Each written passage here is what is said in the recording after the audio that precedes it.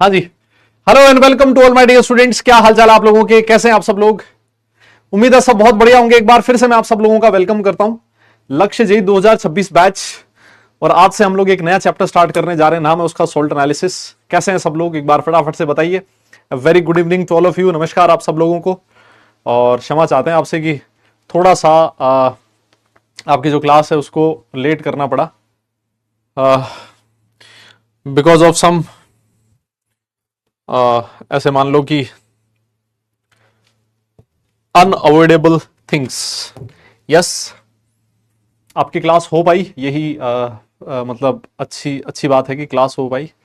अर्जुना की क्लास तो कैंसिल करनी पड़ी थी आज, है ना। आपकी हो पा रही, अच्छी बात है। यस, हाँ जी, गुड इवनिंग, नमस्कार आप सब लोगों को। कैसे हो भाई, कैसे हो, कैसे हो? हाँ, आज टाइम मिला नहीं, कल टाइम मिला तो थोड़ा बाल वाल ठीक करवा लिए भाई, हुलिया थोड़ा सा। मैं पहचान ही नहीं पाया खुद को ही कि ये मैं ही हूं क्या। ऐसा कुछ। हम्म। ओह, हाँ जी। तो हम लोग आज नया चैप्टर स्टार्ट कर रहे हैं, है ना। सॉल्ट एनालिसिस हम लोग एक चैप्टर स्टार्ट कर रहे हैं नया। अरे कुछ कुछ कुछ मेडिकल इमरजेंसी हो गया था, तो उस वजह से मुझे थोड़ा उधर जाना पड़ गया। और फिर आपको बताइए ना, वहां जाने के बाद आप निकलना आपके लिए बहुत भारी काम होता है। हम्म। तो एक बार फिर जो एनटी है वो अपने बात से पलट गया है ना, आप सब लोगों को पता ही है।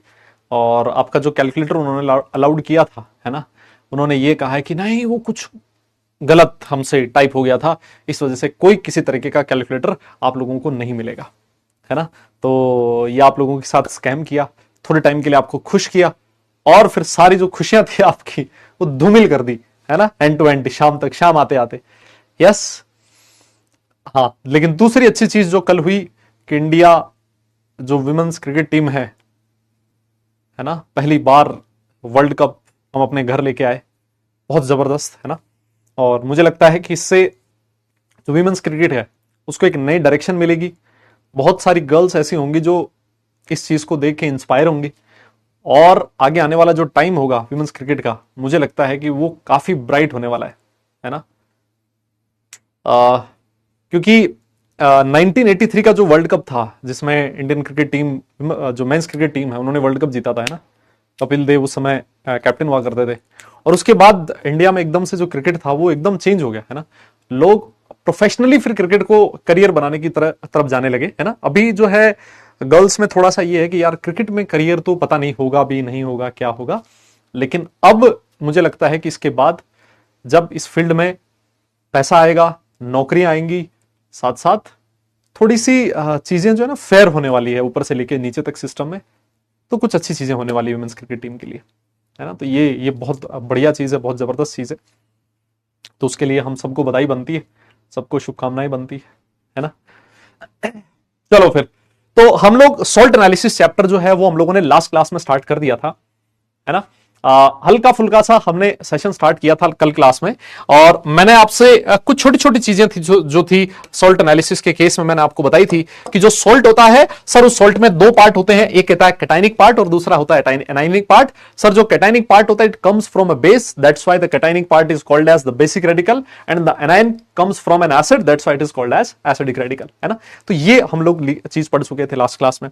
फिर हमने कहा था कि भाई ये जो सॉल्ट है उसमें कैटायन और एनायन का पता लगाना पड़ता है। हमें जो एग्जामिनर होगा वो हमें क्या करेगा, एक पुड़िया के अंदर, एक कागज की पुड़िया हो या किसी चीज की हो, पुड़िया से तुम कुछ और गलत चीज मत समझ आना, है ना।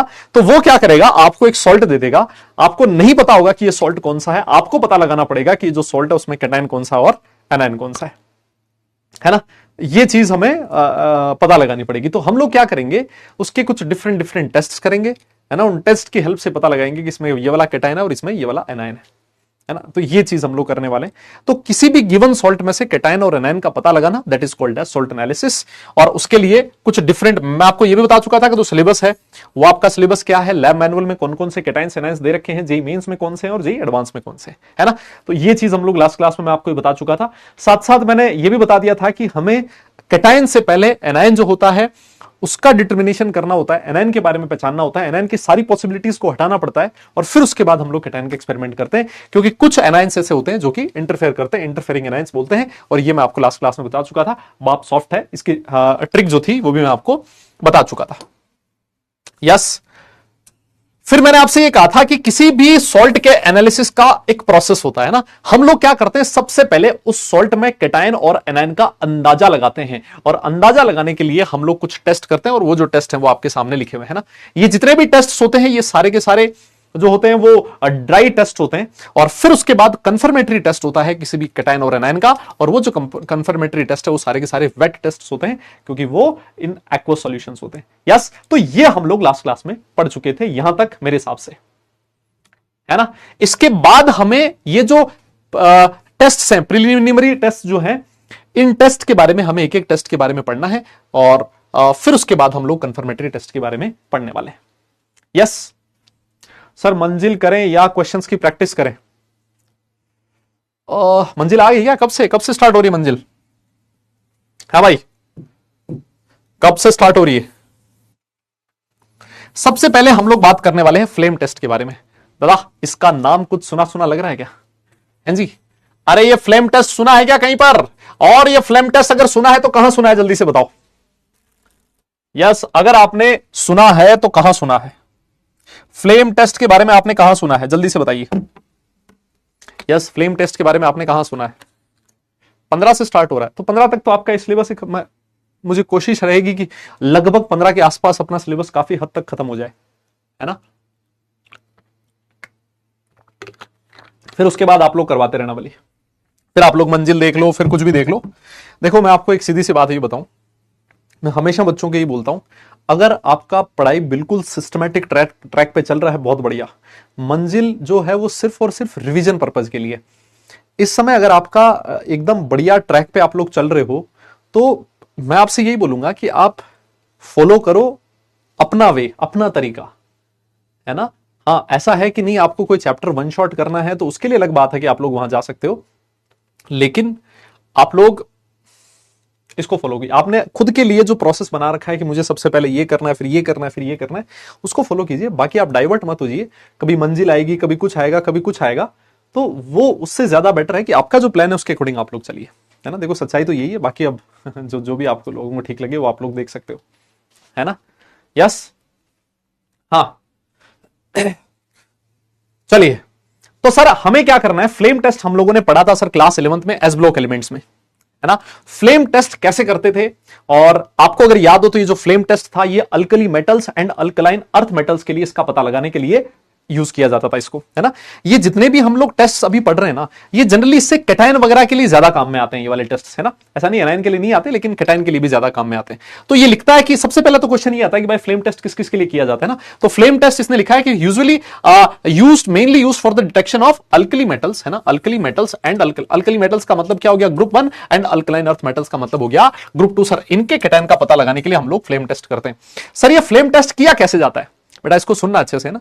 देखो, ये जो चैप्टर है ना, इसमें सब कुछ थ्योरी है ना, हर चीज याद करनी है, सब कुछ करना है, लेकिन फिर भी मैं कोशिश करूंगा कि थोड़ा लैब के जो प्रोसेस है उसके थ्रू आपको समझाने की कोशिश की जाए, जिससे कि आपका थोड़ा सा मतलब ऐसा बना रहे कि हाँ यार लैब में ही चल रहा हो जैसे ये सारी चीजें, है ना। तो कोशिश हमारी ये रहेगी थोड़ा इसको इंटरेस्टिंग बनाने की, लेकिन मैं ये कहूंगा कि आप अगर बीच बीच में आते जाते रहेंगे ना, फिर ये समझ में नहीं आने वाली है कहानी, है ना। तो आइए इसको हम लोग देख लेते हैं एक बार के लिए। सर कहते कैसे किया जाता है ये वाला जो टेस्ट है, उसको कैसे किया जाता है। आपको क्या करना है, एक डिश लेनी है, चाइना डिश होती है आपकी लैब में होती है ना, एक ऐसे एक कटोरा सा होता है, ऐसे मान लीजिए, और ये जो आपका कटोरा है इसके अंदर आपको क्या डालना है, इस कटोरे के अंदर मुझे डालना है सर सॉल्ट, है ना। जो आपको एग्जामिनर ने सॉल्ट दिया है, आप क्या करोगे, उस सॉल्ट को इस कटोरे में डाल दो, और ये जो सॉल्ट है इसके अंदर थोड़ा सा आप क्या ऐड कर दो, कॉन्सेंट्रेटेड HCl ऐड कर दो, है ना। अब कॉन्सेंट्रेटेड HCl इतना नहीं ऐड कर देना है कि ये एक्वा सॉल्यूशन में चला जाए, थोड़ा सा कॉन्सेंट्रेटेड HCl ऐड करना है।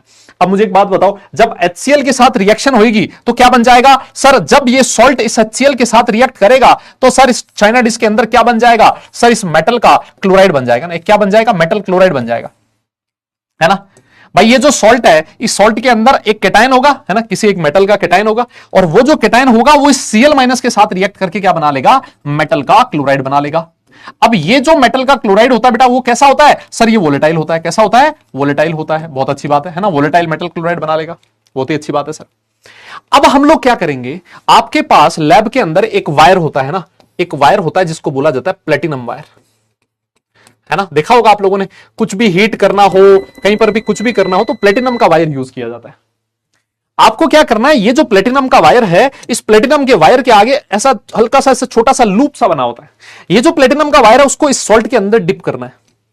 अब जैसे इस प्लेटिनम वायर को इस सॉल्ट के अंदर डिप करोगे, ये जो लूप है इसके चारों तरफ, इस प्लेटिनम के वायर के ऊपर आपका सॉल्ट चिपक जाएगा। क्या मैं सही कह रहा हूं? ये लो साहब, ये जो प्लेटिनम का वायर था, इसके चारों तरफ जो आपका सॉल्ट है वो चिपक गया। और अब ये जो सॉल्ट है, ये जो सॉल्ट है, इसको आपको करना है गर्म। यस, इसको आपको क्या करना है, हीट करना है। इसको आपको क्या करना है, हीट करना है। अब क्वेश्चन आपसे ये पूछा जा सकता है कि सर एक बात बताइए, ये जो प्लेटिनम का वायर है यही क्यों यूज किया जाता है? क्योंकि देखो भाई साहब, प्लेटिनम का वायर सबसे पहली चीज तो होती है कि प्लेटिनम इनर्ट होता है ना, ये सॉल्ट वोल्ट के साथ रिएक्ट नहीं करेगा। और दूसरी चीज ऐसा होगा कि ये जो प्लेटिनम का वायर है, जब आप इसको हीट करोगे ना, यहां पर जब आप बर्नर में इसको हीट करोगे तो जो प्लेटिनम है वो पिघलेगा नहीं, है ना, मेल्ट नहीं होगा। साला पता चले आपने ऐसा वायर यूज किया, जब इसको गर्म करने लगे तो सॉल्ट का तो पता नहीं और ये जो वायर है वही पिघल गया। तो ऐसा वायर हमें नहीं यूज करना है। तो हम लोग यहां पर ऐसा वायर यूज करते हैं जिसका मेल्टिंग पॉइंट काफी हाई हो, जो खुद मेल्ट ना हो। बोलिए, मेरी बात आपको समझ में आ रही है? और जैसे ही आप इस फ्लेम के अंदर इसको हीट करोगे, यहां पर इस फ्लेम का एक कैरेक्टरिस्टिक कलर दिखाई देगा आपको, और उस कैरेक्टरिस्टिक कलर की हेल्प से आप लोग पता लगाओगे कि ये जो सॉल्ट है, इस सॉल्ट के अंदर कौन सा कैटायन प्रेजेंट था। यस, मेरी बात आपको समझ में आ रही है क्या दादा? तो सर जो कलर है वो किस तरह का होता है, देखिए आपके सामने ये रखे हुए, यहां से लेके यहां तक के जो कलर है ना, ये जितने भी कलर्स हैं ये कक्षा 11 में थे, है ना। ये जितने भी कलर हैं ये सारे के सारे किसमें थे, कक्षा 11 में थे। सिर्फ और सिर्फ एक कलर ऐसा है जो ये वाला आपने कक्षा 11 में नहीं पढ़ा था, वो होता है CO2+ आयन के लिए। उसमें ग्रीन कलर की आपको वो फ्लेम दिखेगी और जिसके अंदर ब्लू कलर का सेंटर होगा ना, green flame with blue centre. Yes, हाँ। अब लिखने का देखो, मैं आपको एक बात बताऊं, है ना, देखो मैं आपको बताऊं, लिखने का ऐसा सीन है, आप लोग चाहो तो, क्योंकि इसमें कुछ नई चीज ऐड नहीं होगी, आप लोग चाहो तो ये जो PDF है इसको एज इट इज नोट्स की तरह यूज कर सकते हो। आप लोगों को लगे कि नहीं मुझे इसको नोट्स बनाने हैं, जितना क्लास में लिख पाओ उतना क्लास में कर सकते हो, क्लास में ना लिख पाओ घर जाके लिख लो। लेकिन क्लास के अंदर इतना मत बोलना कि सर हमें लिखने दो लिखने दो लिखने दो लिखने दो, क्योंकि इसमें बहुत सारी थ्योरी होगी और इतनी सारी थ्योरी होगी कि फिर एक एक बच्चा वहां तक हो सकता है कि सेम स्पीड से ना लिख पाए, फिर क्लास का माहौल फालतू में खराब होगा, है ना। तो आप लोग चाहो तो इसको एज इट इज वैसे ही कर सकते हो, है ना। इसको PDF कोई नोट्स के फॉर्म में रख लो, क्योंकि कुछ ऐड नहीं होना इसके अंदर, है ना। हाँ, तो देखिए अगर मान लीजिए लिथियम या फिर स्ट्रोंशियम हुआ तो क्रिम्सन रेड होगा, सोडियम हुआ तो येलो होगा, गोल्डन येलो, पोटेशियम हुआ तो लाइलैक।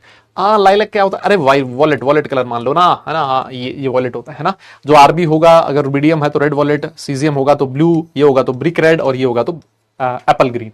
और ये एक और लिखा है कि अगर CO2+ आपको अगर कलर दिखाई दे, उसका ग्रीन फ्लेम दिखाई दे विद ब्लू सेंटर, तो आप लोग बोल देना कि जो कैटायन है वो कौन सा है, CO2+ कैटायन है। यस, अच्छा। अब इसके बाद सुनिए मेरी बात को। अब एक बच्चा ये कहता है कि सर एक बात बताओ, ये जो फ्लेम टेस्ट है ये दिया क्यों, है ना। ये जो आपका सॉल्ट था उसने फ्लेम टेस्ट दिया कैसे? मैंने कहा बताऊं कैसे दिया है। सुन, फ्लेम कलर कैसे आता है, फ्लेम टेस्ट क्यों शो करता है।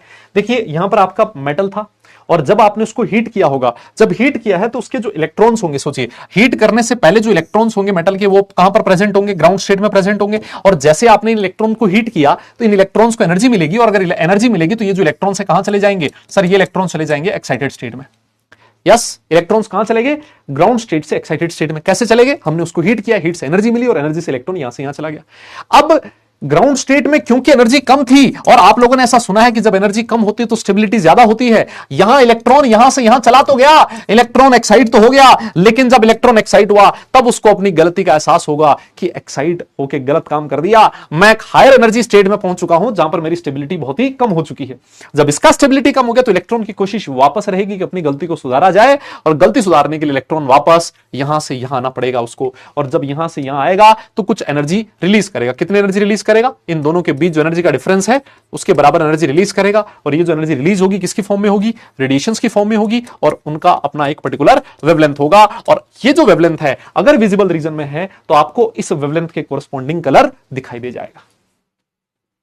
मेरी बात आप लोग समझ रहे हो क्या? दादा बोलना पड़ेगा यार, यस दादा बोलना पड़ेगा आपको। क्या मैं सही कह रहा हूं? क्या आपको समझ में आया कि ये क्यों शो किया इसने कलर? अब अगला बच्चा ये क्वेश्चन पूछेगा कि सर एक बात बताइए, हर एक जो एलिमेंट है वो डिफरेंट डिफरेंट कलर क्यों शो कर रहा है? वो इसलिए डिफरेंट डिफरेंट कलर शो कर रहा है कि हर एक एलिमेंट की ग्राउंड स्टेट और एक्साइटेड स्टेट में ये जो एनर्जी का गैप होगा ये डिफरेंट डिफरेंट होगा, और जब एनर्जी का गैप डिफरेंट डिफरेंट होगा तो ये जो रेडिएशन है इसका वेवलेंथ डिफरेंट होगा, और अगर वेवलेंथ डिफरेंट है तो सर जो कलर होगा वो भी डिफरेंट होगा। यस। अब बात कुछ ऐसी है कि ये मैं कॉन्सेप्ट समझा सकता हूं आपको कि जो फ्लेम टेस्ट है वो ये होता है, लेकिन मैं आपको ये नहीं समझा सकता कि इसको याद कैसे किया जाए। यस।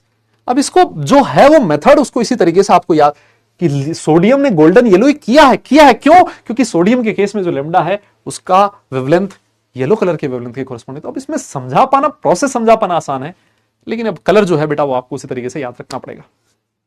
ठीक है, बहुत ही बढ़िया सर।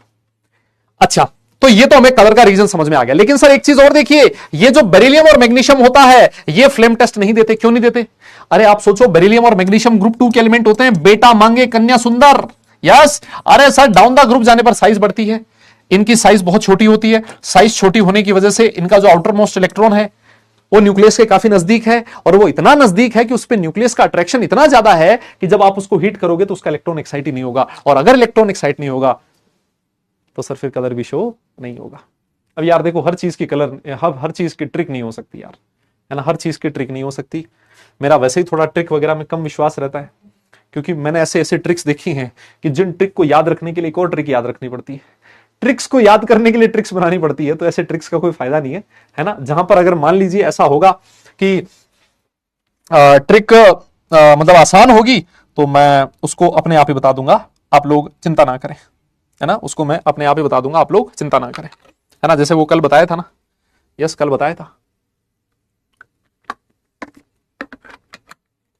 ठीक है सर, बहुत बढ़िया।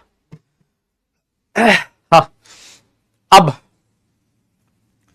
हाँ, लिथियम और सोडियम क्यों शो करते हैं? अरे बेटा लिथियम और सोडियम इनसे तो साइज बड़ी है ना, लेफ्ट और राइट जाने पर साइज बढ़ती है, इनकी साइज छोटी है लिथियम और मैग्नीशियम, लिथियम और सोडियम से, तो वो कर देते हैं, ये नहीं करते हैं, क्योंकि उनकी साइज इतनी बड़ी नहीं होती कि इलेक्ट्रॉन को एक्साइट ही ना करवा पाए, इतनी छोटी नहीं होती, सॉरी, है ना। उनकी भी छोटी होती है, बिल्कुल सही बात है, उनकी भी छोटी होती है, लेकिन छोटी में कितना छोटा बेटा, वो इतना छोटा नहीं होता कि फ्लेम कलर ना शो कर पाए, ये इतने छोटे होते हैं कि फ्लेम कलर शो नहीं कर पाते, है ना। बहुत बढ़िया। अच्छा, और आओ देखो, अब इसमें एक चीज और लिखी है कि आपको when the metal chloride is burned और हीटेड इन ऑक्सीडाइजिंग फ्लेम, है ना, इन ऑक्सीडाइजिंग फ्लेम। तो आप में से कई लोग ये भी सोच रहे होंगे कि सर ये जो ऑक्सीडाइजिंग फ्लेम है ये क्या होती है? यस, ये जो ऑक्सीडाइजिंग फ्लेम है ये क्या होती है ना। तो देखिए, आपने बर्नर देखा है जो लैब में यूज किया जाता है ना, वो बंसन बर्नर उसको बोला जाता है, उसमें से फ्लेम निकलती है, उसमें साइड में वो पुराने टाइम पे वो नहीं होता था कैरोसिन वाला स्टोव देखा है, वो उसमें बत्ती लगी होती थी, तो उसको ऐसे घुमाते थे तो बत्ती ज्यादा निकलती और बत्ती तेज जलती थी ना। पता नहीं तुम लोग तो मतलब नई जनरेशन के लोग हो, तुम्हारे तो कैरोसिन वाले उससे काम नहीं पड़ा होगा, लेकिन मुझे याद है जब हम लोग छोटे थे तो उस समय गैस वगैरह तो था नहीं, है ना, एलपीजी वगैरह का सिस्टम नहीं था, तो उस समय चूल्हा था, यस, और या फिर एक वो कैरोसिन का वो स्टोव होता था, है ना, उस कैरोसिन के स्टोव के अंदर पहले तो उसको हिलाना पड़ता था बढ़िया ढंग से ना, और फिर उसको बत्ती लगानी पड़ती तब जाके वो जलता था, है ना। और अब आप बोलोगे कि कैरोसिन कहाँ मिलता था? गवर्नमेंट कैरोसिन बांटती थी राशन की दुकान पे, है ना, जहां से आज लोगों को राशन मिलता है ना, गवर्नमेंट जो स्टोर्स होते हैं वहां पर कैरोसिन मिलता था, और हर फैमिली को फिक्स होता था कि महीने में इतना कैरोसिन मिलेगा, है ना, उस फैमिली में कितने लोग हैं, कितने बंदे, उनके अकॉर्डिंग उनको कैरोसिन दिया जाता था, और वो कैरोसिन जो था उसको आपको घरों में यूज करना पड़ता था, है ना। तो मतलब वो वाला टाइम था, याद है मुझे भी कि कैरोसिन, जैसे ही कैरोसिन, और कई बार ऐसा भी होता था। अब देखो इंडिया में तो आपको पता है करप्शन तो एकदम मस्त है ना, और दिनों दिन एकदम जोरदार ही होता जा रहा है, तो उस समय भी ऐसा लगता था कि यार जैसे ही कैरोसिन आए जाके लाइन में लग जाओ, नहीं तो क्या पता कल परसों बोल दे कैरोसिन तो खत्म हो गया, है ना, है ही नहीं जी, ठीक है। तो मतलब जैसे होता था भाग के जाते थे, है ना, वो हाथ में वो बोतल या पीपी बोलते थे उसको लेके लाइन में लगे रहो, सुबह जाओ दोपहर तक नंबर आएगा, है ना। साहब को लगा कि देना है, अभी थोड़ा सा ब्रेकफास्ट करेंगे, है ना, लंच वंच करेंगे, है ना, तो मतलब ऐसा ही है।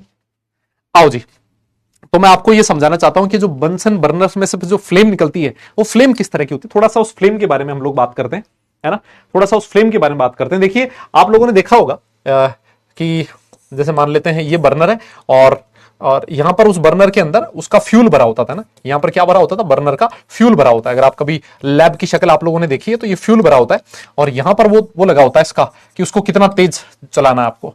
और ये जो इससे निकलने वाली जो लो है ना भाई, देखो अगर यार अच्छी ना लगे लो तो नाराज मत होना, है ना। ये जो इसकी फ्लेम है अगर वो आपको अच्छी ना लगे इसकी शक्ल तो आप लोग नाराज ना हो, मतलब, है ना। मैंने थोड़ी सी गंदी सी शक्ल बनाने की कोशिश करी है, मैंने बना दी है। ये कुछ इस तरह की फ्लेम आपको दिखती है ना, कुछ इस तरह की फ्लेम होती है। ये जो फ्लेम होती है ना, उस कभी भी आप लोग फ्लेम को गौर से देखना, उस फ्लेम का आपको दो पार्ट दिखेंगे ना, फ्लेम जो है उसमें दो कोन दिखेंगे आपको। यस, जो फ्लेम है उसमें आपको दो कोन दिखेंगे। यस, जो आउटर ये वाला जो पार्ट है इसको मैंने नाम दिया है आउटर कोन, ये इसको मैं आउटर कोन बोल रहा हूं। और ये होती है ऑक्सीडाइजिंग फ्लेम। ये जो फ्लेम है इसको क्या कहा जाता है, ऑक्सीडाइजिंग फ्लेम कहा जाता है। अब आप बोलोगे कि सर इसको ऑक्सीडाइजिंग फ्लेम क्यों कहा जाता है, क्योंकि अगर आप किसी को बर्न करोगे ना यहां पर, तो ये जो फ्लेम होगी उसका ऑक्सीडेशन करेगी। यस, ये फ्लेम क्या करेगी, उसका ऑक्सीडेशन करेगी। क्यों करेगी, क्योंकि यहां पर ये जो आउटर कोन है, ये आउटर कोन किसके साथ कनेक्टेड है सर, ये आउटर कोन कनेक्टेड है एयर के साथ, और एयर में प्रेजेंट होता है ऑक्सीजन, और वो जो ऑक्सीजन होता है वो सब्सटेंस का ऑक्सीडेशन करता है। That's why this outer cone, this flame is called as oxidizing flame. मेरी बात शायद आपको समझ में आ रही है। और ये जो अंदर वाली फ्लेम होती है, this is called as inner cone, है ना। ये जो होता है ये कौन सा होता है सर, ये इनर कोन होता है, and this is called as reducing flame, है ना। ये क्या होती है दादा, रिड्यूसिंग फ्लेम होती है। क्या कोई मुझे बता सकता है कि रिड्यूसिंग क्यों होती है, ये रिडक्शन कैसे करती है उस सब्सटेंस का, इसके रिडक्शन के पीछे क्या रीजन है, why this inner cone, this flame is called as reducing flame. ये तो ऑक्सीडाइजिंग फ्लेम थी क्योंकि यहां पर क्या प्रेजेंट था, ऑक्सीजन, ऑक्सीजन की प्रेजेंस से वो ऑक्सीडेशन कर रही थी। यहां पर इसको रिड्यूसिंग फ्लेम क्यों बोला है, रिड्यूसिंग किसकी वजह से होती है, कोई मुझे बता सकता है क्या। यस यस यस यस, हाँ जी, जल्दी बताइए, जल्दी बताइए।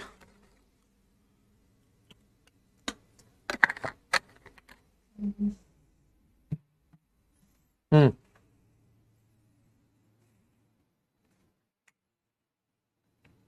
कुछ बच्चों ने बिल्कुल सही बोला है, because of unburned carbon particles. Very good बेटा, वेरी गुड, क्या बात है।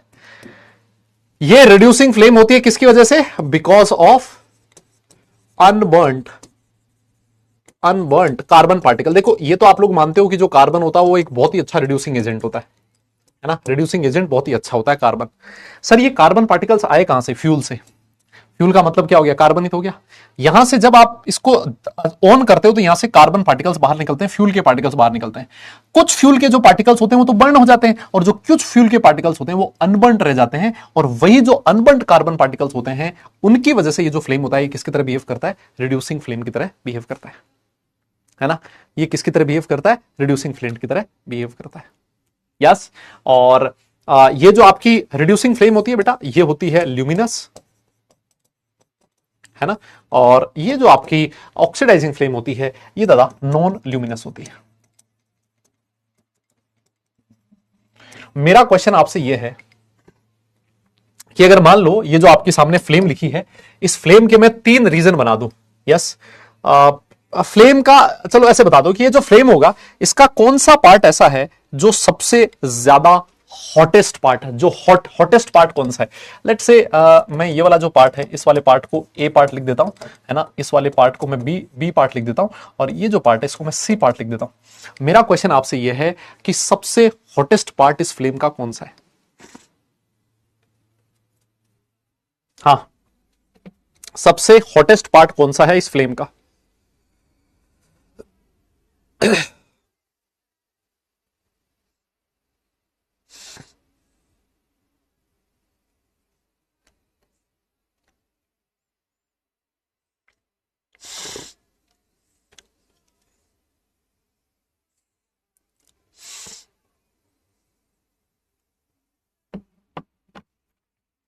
हाँ, कौन सा होगा, पक्का, वेरी गुड बेटा। This is the hottest part. ये जो फ्लेम, ये जेई में क्वेश्चन पूछा हुआ है, तुम्हें पता है क्या? है ना, ये जेई का क्वेश्चन था जी में इसका, कि बताइए फ्लेम है इसमें सबसे हॉटेस्ट पार्ट कौन सा है ना? सबसे हाईएस्ट टेम्परेचर जोन है, और ये वाला जो होगा ये लोवेस्ट टेम्परेचर जोन है ना, लोवेस्ट टेम्परेचर जोन है, ये लोवेस्ट टेम्परेचर जोन है। अब कोई ये बोलेगा कि साहब ऐसा क्यों हुआ, यहां पर हाईएस्ट टेम्परेचर जोन क्यों है, ये है ना हॉटेस्ट पार्ट है, मतलब हाईएस्ट टेम्परेचर जोन है। सर यहां पर टेम्परेचर हाई क्यों है? देखिए यहां पर टेम्परेचर हाई इसलिए है क्योंकि बेटा यहां पर फ्यूल और ऑक्सीजन का जो मतलब ऐसे मान लो कि जो बैलेंस है ना वो सबसे तगड़ा है, जो रेशियो है वो इतना तगड़ा है कि सबसे गजब टेम्परेचर यहां पर दिखाई दे रहा है। इस वाले पॉइंट पे जो सबसे नीचे वाला पॉइंट होगा, इस पे क्या होगा, जो कार्बन पार्टिकल्स होंगे उनकी कंप्लीट बर्निंग नहीं होगी, क्योंकि यहां पर जो ऑक्सीजन का प्रेजेंस होगा वो काफी कम होगा।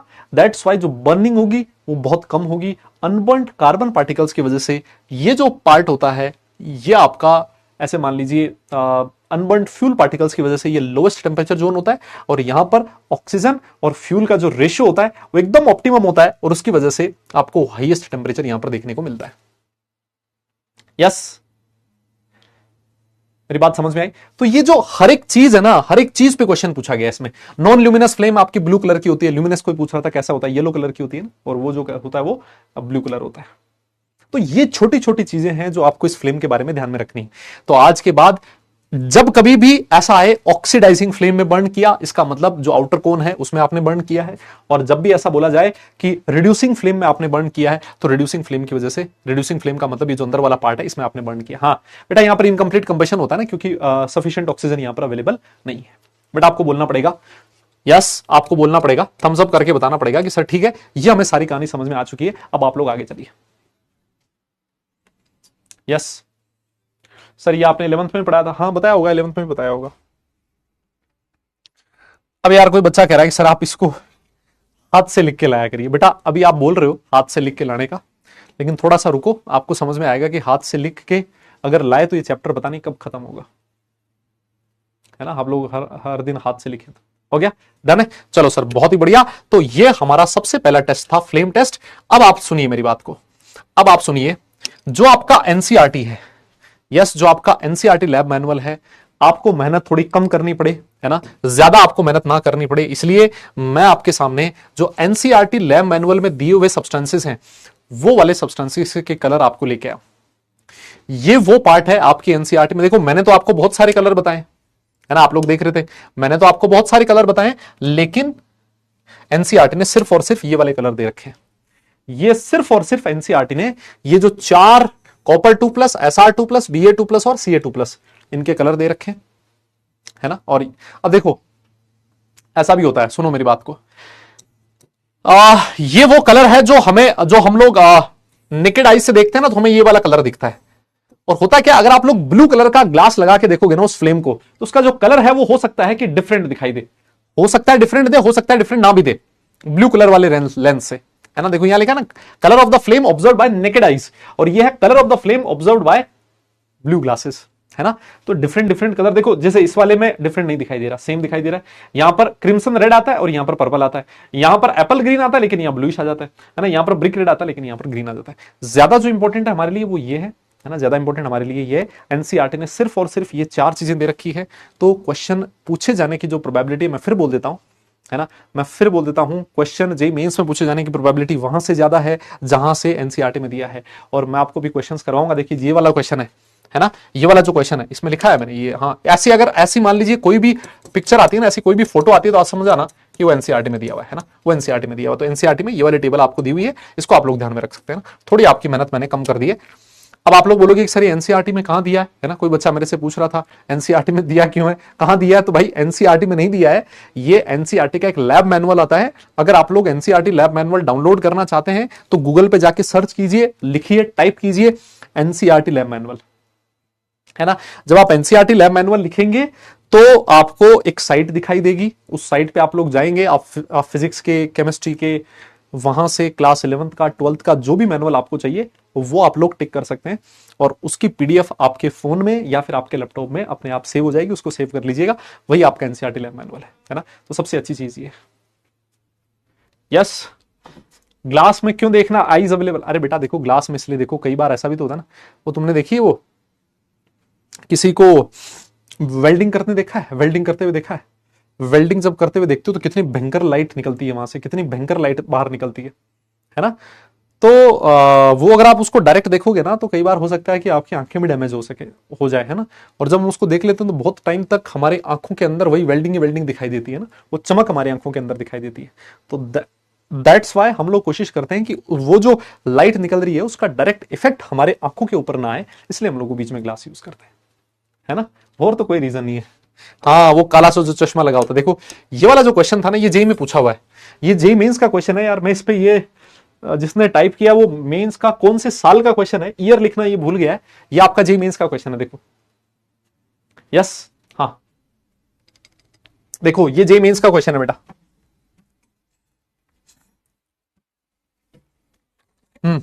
ये जेई मेंस का क्वेश्चन है बेटा। यस, बताइए। Number of metals ions characterized by flame test among the following is. ये जेई मेंस का ईयर लिखना भूल गया, लेकिन ये जेई मेंस का क्वेश्चन है। अब ये वाला जो क्वेश्चन था उसमें देखो Zn2+ था क्या? अभी मैंने जो आपको आयंस बताए थे एनसीईआरटी में जो दे रखा था, Zn2+ नहीं था, CO2+ भी नहीं था, Fe2+ भी नहीं था। सर ये तीनों वाले आयन नहीं थे, लेकिन सर ये तीनों आयन थे, CO2+, Ca2+, Ba2+, Sr2+। Check कर लो, ये रहे सर, Ca2+, Ba2+, Sr2+ और Cu2+।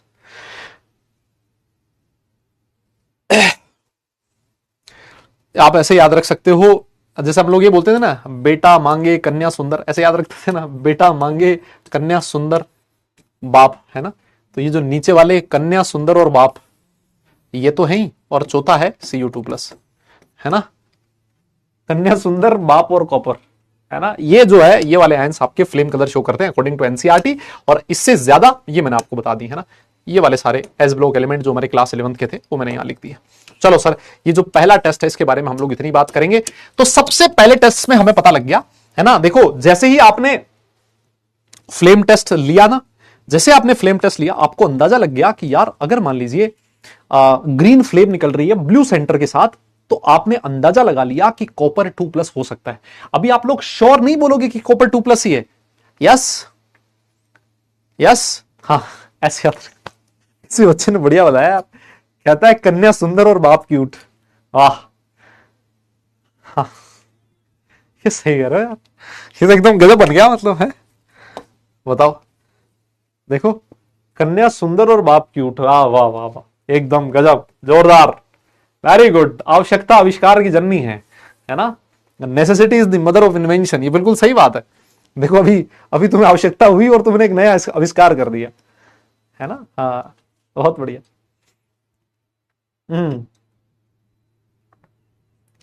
हाँ स्कूल में ये टेस्ट करने पड़ते हैं। अब जैसे ही आपको ये आपने अंदाजा लगाया कि ये Cu2+ हो गया, तो ये Cu2+ का अंदाजे वाला टेस्ट हुआ, प्रीलिमिनरी टेस्ट हुआ। अब आप लोग क्या करोगे, इसका वेट टेस्ट लोगे, अब आप इसका कंफर्मेटरी टेस्ट करोगे, और वो जो कंफर्मेटरी टेस्ट होंगे इन सब आयंस के जो हमारे सिलेबस में होंगे, उनको हम लोग आगे वाले पोर्शन में पढ़ेंगे, है ना? तो ये सिर्फ अंदाजे वाले टेस्ट चल रहे हैं। इसके बाद इस फ्लेम टेस्ट के बाद एक और टेस्ट है जिसका नाम है बोरेक्स स्पीड टेस्ट। बताइए ये जो बोरेक्स स्पीड टेस्ट है ये आपने कहां पढ़ा है? ये जो बोरेक्स बीड टेस्ट है ये आप लोगों ने कहां पढ़ा है? जल्दी से बताइए।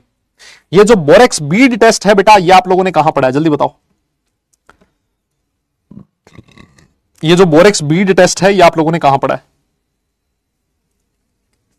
कहां पढ़ा था?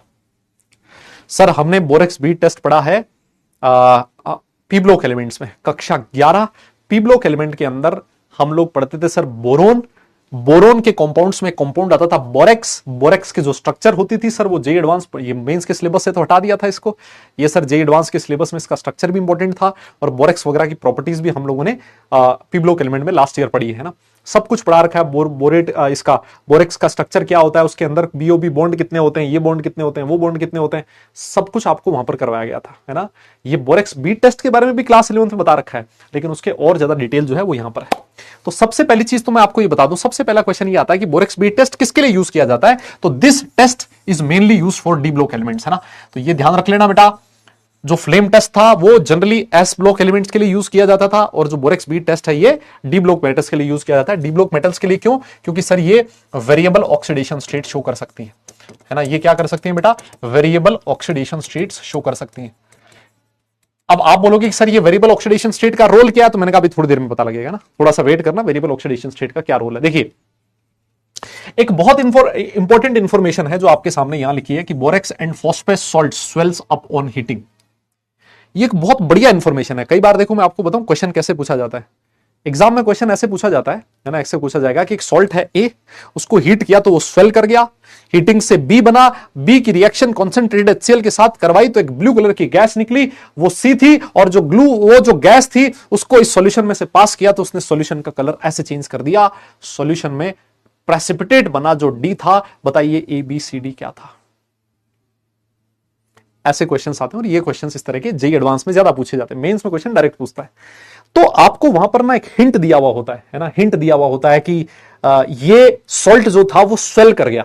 अब जैसे ही ये लिख जाए, ये दिख जाए कि ये जो सॉल्ट था वो स्वेल कर गया है ना, हीटिंग करने से स्वेलिंग होगी, फूल गया, तो खट से आपके दिमाग में अंदाजा ला जाना चाहिए यार ये ना बोरेक्स, ये जो आपका बोरोन का सॉल्ट हो सकता है, बोरेट सॉल्ट हो सकता है, ये फॉस्फेट सॉल्ट हो सकता है, ये मतलब ऐसा आइडिया आपको लग जाना चाहिए, है ना। तो देखिए बोरेक्स जो होता है बेटा, ये इसका फॉर्मूला होता है ना।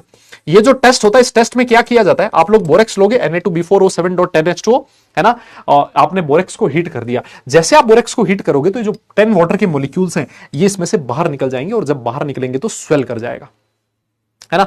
अब आपने उसको वापस, है ना, ये देखो स्वेल कर गया, जब पानी बाहर निकला तो फूल गया, ये है ना, फूल गया।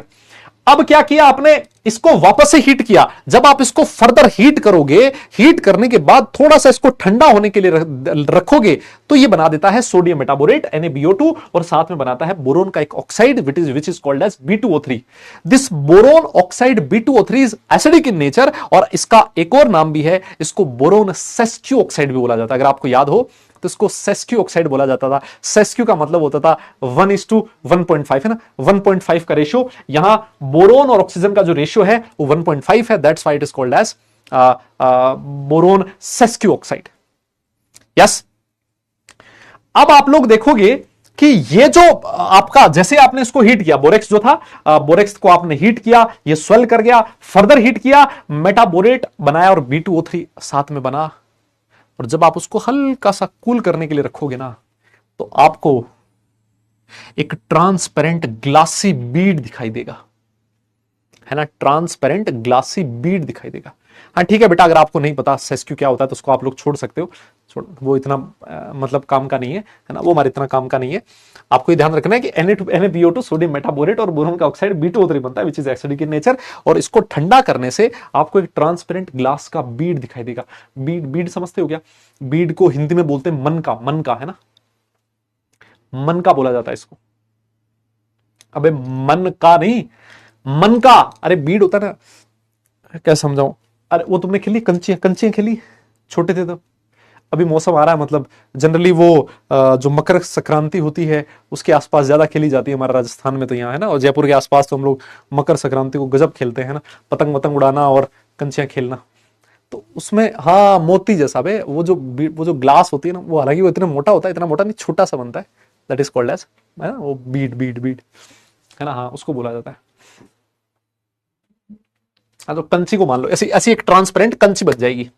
तो सर ये तो ठीक है, ट्रांसपेरेंट ग्लासी बीड बन गया, ग्लास जैसा दिखेगा ये, है ना, बाहर से देखने पे। तो सर इससे पता कैसे लगेगा कि आपका जो सॉल्ट है वो कौन सा है? मैंने कहा अभी पता लगेगा। तो पहले तो ये जो रिएक्शन तेरे सामने लिखी है, क्या यहां तक तुझे प्रोसेस समझ में आया? बोले हाँ सर, यहां पर ये तो, इसमें तो कोई दिक्कत नहीं है, यहां तक तो मुझे प्रोसेस समझ में आ गया। अब आओ देखो, अब क्या करना है, अब असली प्रोसेस इसके बाद स्टार्ट होगा, है ना, असली प्रोसेस इसके बाद स्टार्ट होगा। समझना आप मेरी बात को। आपके पास बोरेक्स था, है ना, आपने क्या कर रखा था, मान लीजिए एक ये चाइना डिश था, इसमें बोरेक्स लिया, है ना, और ये जो बोरेक्स था इसको आपने हीट कर दिया, हीट करने से स्वेल कर गया, और स्वेल करने से फिर आपने उसको ठंडा किया, ठंडा करने के बाद आपका आपने क्या किया, वो जो बीड था उसको एक प्लेटिनम के लूप के ऊपर रख दिया, है ना, ये आपका प्लेटिनम वायर था, और इस प्लेटिनम वायर के ऊपर आपने यहां पर ग्लासी बीड है ना, यहां पर क्या प्रेजेंट है, ये ग्लासी बीड कुछ इस तरह का यहां पर प्लेटिनम के वायर के ऊपर है। अब एक सॉल्ट ऐसा है जो आपको एग्जामिनर ने दे रखा है कि आपको इस सॉल्ट का एनालिसिस करना है। वो जो सॉल्ट होगा एक छोटी सी कागज की पुड़िया के अंदर रखा होगा, है ना, यहां पर आपका सॉल्ट है, और आप लोग क्या करोगे, आप लोग क्या करोगे, ये जो आपका बीड है, ये जो प्लेटिनम का वायर है, इसको एज इट इज इस सॉल्ट के अंदर घुसा दोगे ऐसे उसके अंदर। अब जैसे उसके अंदर घुसाओगे, ये जो बीड होगा, इस बीड के चारों तरफ वो जो सॉल्ट होगा वो चिपक जाएगा। मेरी बात समझ रहे हो क्या? वो जो बीड होगा सर इस सॉल्ट के चारों तरफ चिपक जाएगा। बस इतना ही काम है इस बोरेक्स का। बोरेक्स का और कोई काम नहीं है, बोरेक्स का काम खत्म हो चुका है। बोरेक्स का काम था बीड बनाना, और जैसे बीड बन गया, आपने वो जो बीड था प्लेटिनम के वायर के ऊपर लिया और उसको सॉल्ट के अंदर घुसा दिया। और अब ये जो सॉल्ट है जो कि इस बीड के चारों तरफ लगा हुआ है, इसको मुझे हीट करना, इसको मुझे क्या करना है, हीट करना। बहुत बढ़िया, इसको मुझे हीट करना है। देखिए ये आपके सामने लिखा हुआ, in this test the platinum loop is dipped in given salt and then heated in oxidizing flame. ध्यान रखिएगा, and then heated in oxidizing flame. पहले आप उसको ऑक्सीडाइजिंग फ्लेम में हीट करोगे। वो जो आपका बीड है जिसके चारों तरफ क्या लगा हुआ है, जिसके चारों तरफ सॉल्ट लगा हुआ है, उसको आप ऑक्सीडाइजिंग फ्लेम में हीट करोगे तो आपको उसका एक अलग कलर दिखाई देगा। जब आपने हीट किया ना तो कलर दिखाई देगा उस बीड का। जब आप उसको रिड्यूसिंग फ्लेम में हीट करोगे तो आपको उसी बीड का डिफरेंट कलर दिखाई देगा। In this test, the platinum loop is dipped in given salt and then heated in oxidizing and reducing flame respectively, and the different colors are observed. आपको दोनों फ्लेम्स में डिफरेंट कलर दिखाई देंगे। अब कोई मुझे रीजन बता सकता है कि डिफरेंट फ्लेम्स में डिफरेंट कलर क्यों दिखाई देंगे? सर रीजन तो नीचे लिखा है सर डिफरेंट जो कलर्स हैं उनका रीजन आपके सामने लिखा है सर। रीजन यह है कि different colour of bead are due to formation of metaborate of metal in different oxidation state. Reason यह है कि जब आप उसको ऑक्सीडाइजिंग फ्लेम में हीट करोगे तो जो फ्लेम होगा वो ऑक्सीडेशन करेगा, और ऑक्सीडेशन करेगा तो मेटल का ऑक्सीडेशन कुछ स्टेट कुछ और होगा।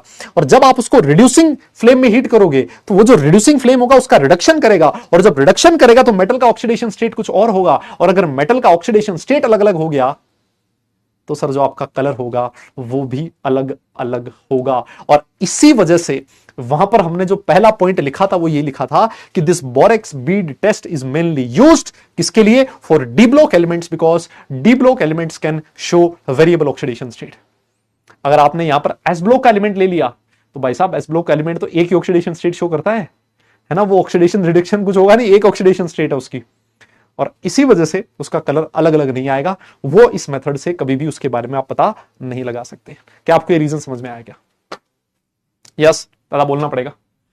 क्या आपको ये रीजन समझ में आया कि हमने दोनों फ्लेम्स में अलग अलग क्यों लिया है, और दोनों फ्लेम्स में अलग अलग लेने के बाद कलर अलग अलग क्यों आया है? क्या इसका रीजन आपको समझ में आया क्या? यस दादा बोलना पड़ेगा।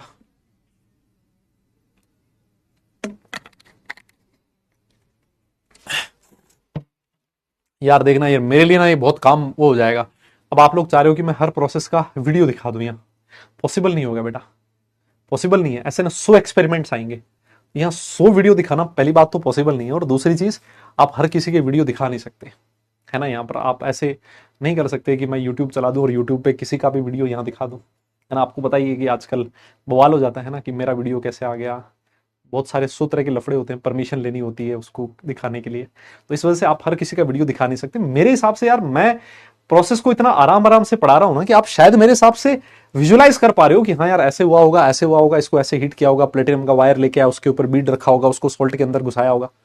अब ये सारी चीज मतलब मेरे हिसाब से आप विजुलाइज कर पा रहे हो, और मैं इतना आसान इसी वजह से धीरे धीरे इसी वजह से चल रहा हूं ताकि आपको ऐसा ना लगे कि यार एक ही सेशन में बहुत सारा कंटेंट आ गया और सिर्फ सर का काम सिर्फ ये है कि बस फटाफट बता दें ये कलर है और निकल जाए यहां से। वो मेरा काम नहीं है। थोड़ा सा आपको लैब, क्योंकि आपको एक्सपेरिमेंट भी करने 12th क्लास में, है ना, और आपको प्रैक्टिकल भी देना है, तो थोड़ा बहुत आप इमेजिन तो कर पाओगे ना यार कि यार लैब में एक्चुअली एक्सपेरिमेंट होता कैसे। यस हाँ, तो अब ये जो एग्जांपल है इसका एक मैं हल्का सा एग्जांपल, अब देखो बहुत सारे डी ब्लॉक एलिमेंट्स हैं, सारे डी ब्लॉक एलिमेंट के लिए उसको एक्सपेरिमेंट करके दिखाया नहीं जा सकता, तो मैं एक आधा एग्जांपल लेता हूं आपके सामने कि बनता कैसे, बीड अलग अलग कैसे बनता है और डिफरेंट मेटल की ऑक्सीडेशन स्टेट अलग अलग कैसे आती है। देखिए ये आपके सामने एक हल्का सा रिएक्शन मैंने आपके सामने लिखा है ना, एक हल्का सा रिएक्शन आपके सामने लिखा है, और वो रिएक्शन ये रहा। आपके पास एक सॉल्ट था, है ना, आपका जो सॉल्ट है मान लेते हैं वो कार्बोनेट सॉल्ट था, हालांकि आपको नहीं पता कि वो सॉल्ट किस तरह का है, लेकिन वो जो सॉल्ट है सर किसका सॉल्ट है, वो कॉपर का सॉल्ट है सर। किसका सॉल्ट है? कॉपर का सॉल्ट है सर, है ना, और कॉपर एक डी ब्लॉक एलिमेंट है। आपने क्या किया, उसको हीट किया। सबसे पहले हम लोग उसको हीट ही करते थे। हीट करने से सर कार्बोनेट है तो कार्बोनेट में CO2 बाहर चला गया और सर क्या बन गया, CuO बन गया। ये आपका जो बीड था ना, बीड के चारों तरफ जो बीड था उसको आपने सॉल्ट में घुसाया था, और सॉल्ट में घुसाया तो वो जो बीड है उसके चारों तरफ सॉल्ट चिपक गया था, और अब आप उसको क्या कर रहे थे, हीट कर रहे थे। जब आपने बीड के चारों तरफ सॉल्ट लगाया और उसको आपने हीट किया तो सर क्या बन गया, CuO बन गया। अब वो जो बीड था उसमें क्या प्रेजेंट था, B2O3। अभी मैंने आपको थोड़ी देर पहले बोला था NaBO2 प्लस B2O3 बनता है जब आप लोग बोरेक्स को हीट करते हो। तो वो जो B2O3 होगा वो CuO के साथ रिएक्ट करके कॉपर का बोरेट बनाएगा +2 ऑक्सीडेशन स्टेट में। और कॉपर 2+ जो होता है, सारी दुनिया जानती है कि उसका जो कलर होता है वो किस तरह का होता है, ब्लू कलर का होता है। किस फ्लेम में, ऑक्सीडाइजिंग फ्लेम में आप उसको हीट किया तब। ठीक है, तो ऑक्सीडाइजिंग फ्लेम में उसने क्या किया, ब्लू कलर दिखाया। अब आपको इसी को रिड्यूसिंग फ्लेम में बर्न करना है। Now this is heated in reducing flame. जब आप उसको रिड्यूसिंग फ्लेम में बर्न करोगे तो रिड्यूसिंग फ्लेम में क्या प्रेजेंट है, sir unburned carbon particles present है, और ये जो अनबर्न्ड कार्बन पार्टिकल्स होंगे ये इसका रिडक्शन कर देंगे कॉपर +2 से कॉपर +1 में, और ये कॉपर +1 कलरलेस होता है, ये फर्दर रिड्यूस होकर Cu बना देगा, और Cu जो होता है वो रेड कलर का बीड आपको दिखाई देगा।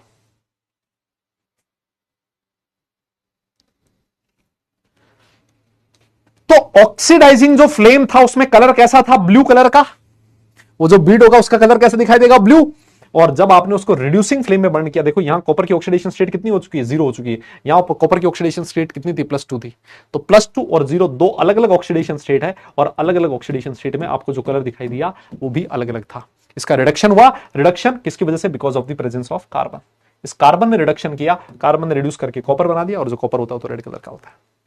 तो ये इस तरीके से ऑक्सीडाइजिंग और रिड्यूसिंग फ्लेम में डिफरेंट डिफरेंट कलर आपको दिखाई देता है। यस, मेरे हिसाब से ठीक है ये बात, ठीक है क्या,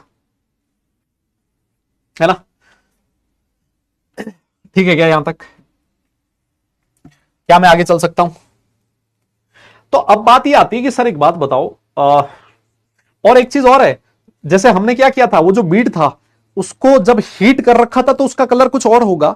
कई बार ऐसा भी हो सकता है कुछ केसेस में कि जब आप उसको ठंडा करो तो वो जो बीड है उसका कलर चेंज हो जाए ठंडा करने के बाद। ऐसी पॉसिबिलिटी भी है ना, ऐसी पॉसिबिलिटी भी है। आप बोलोगे सर किस किस का कलर याद रखना है ये तो बता दो। मैंने कहा बेटा NCERT जो लैब मैनुअल है उसमें ये 4 कलर दे रखे। ये जो तेरा NCERT का लैब मैनुअल है उसमें ये 4 कलर दे रखे। NCERT लैब मैनुअल में 4 कलर दे रखे। जब आप उस बीड को ऑक्सीडाइजिंग फ्लेम में हीट कर रहे हो, ठंडे में अगर उसका कलर ब्लू है और हीट करने से उसका कलर ग्रीन आया, और जब आपने उसको रिड्यूसिंग फ्लेम में बर्न किया कोल्ड में रेड आया और हॉट में कलरलेस आया, इसका मतलब वो जो सॉल्ट होगा वो कौन से आयन का रहा होगा, Cu2+ का रहा होगा।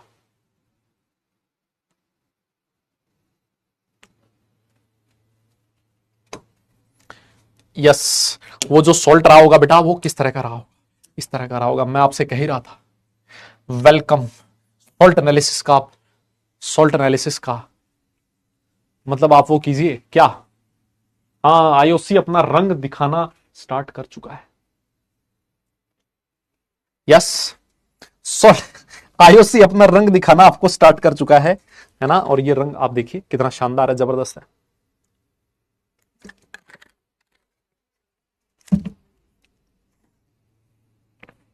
Ni2+ जो है उसके कलर आपके सामने लिखे, ऑक्सीडाइजिंग फ्लेम में ये रहे, रिड्यूसिंग फ्लेम में ये रहे। Mn2+ ऑक्सीडाइजिंग फ्लेम में ये रहा, रिड्यूसिंग फ्लेम में ये रहा। Fe3+ ऑक्सीडाइजिंग फ्लेम में ये रहा और रिड्यूसिंग फ्लेम में ये रहा। अब ये कलर्स होते हैं। अब मैं अपनी तरफ से कुछ ज्यादा चीज ऐड कर नहीं पाऊंगा बेटा, आप समझो मेरी बात को, है ना। मैं ज्यादा कुछ चीजें याद नहीं कर, मतलब आपको ज्यादा चीजें याद नहीं करवा पाऊंगा, है ना। मतलब याद करवाने का मतलब ऐसा कि हर जगह आप लॉजिक लगा नहीं पाओगे, यानी कि ऐसे ही क्यों हुआ, ऐसे ही क्यों हुआ, ऐसे ही, है ना।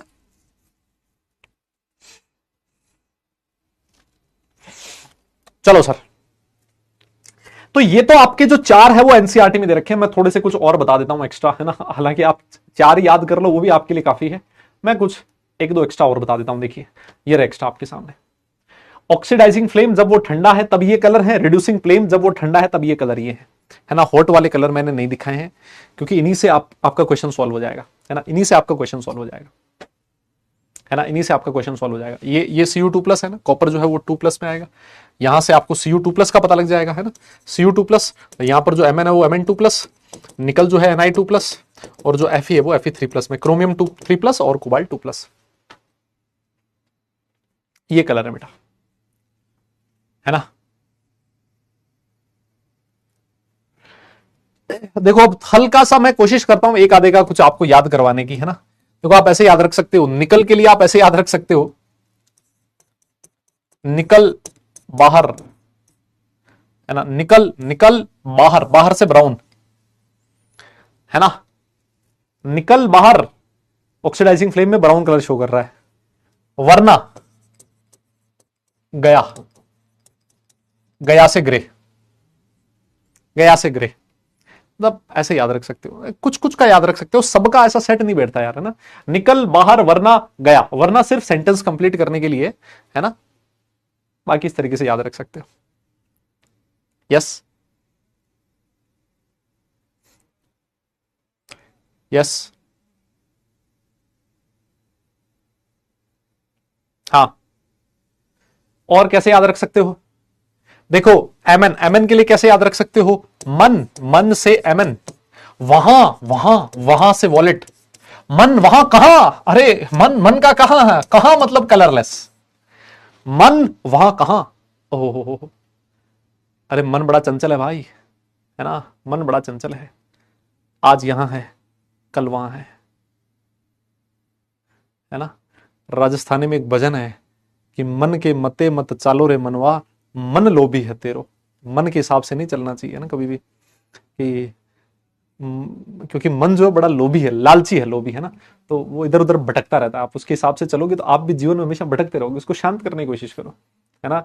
और इसी वजह से आगे कहा गया कि मैं तो उन रे संतानों दास जिन्होंने मन को मार लिया, मतलब जो मन को मार ले, ऐसे जो लोग वो पूजा करने लायक है ना, पूजा करने लायक है ऐसे लोग, है ना, वो ऐसे जो संत हैं, मैं तो उनका दास बन गया हूं, है ना, मैं तो उन रे संतानों दास जिन्होंने मन को मार लिया। तो मतलब ठीक है, अब वो ऐसा बोला जाता है ना, तो मन वहां कहां, है ना, मन वहां कहां, इस तरीके से आप लोग इसको याद रख सकते हो, है ना, इस तरीके से आप इसको याद रख सकते हो।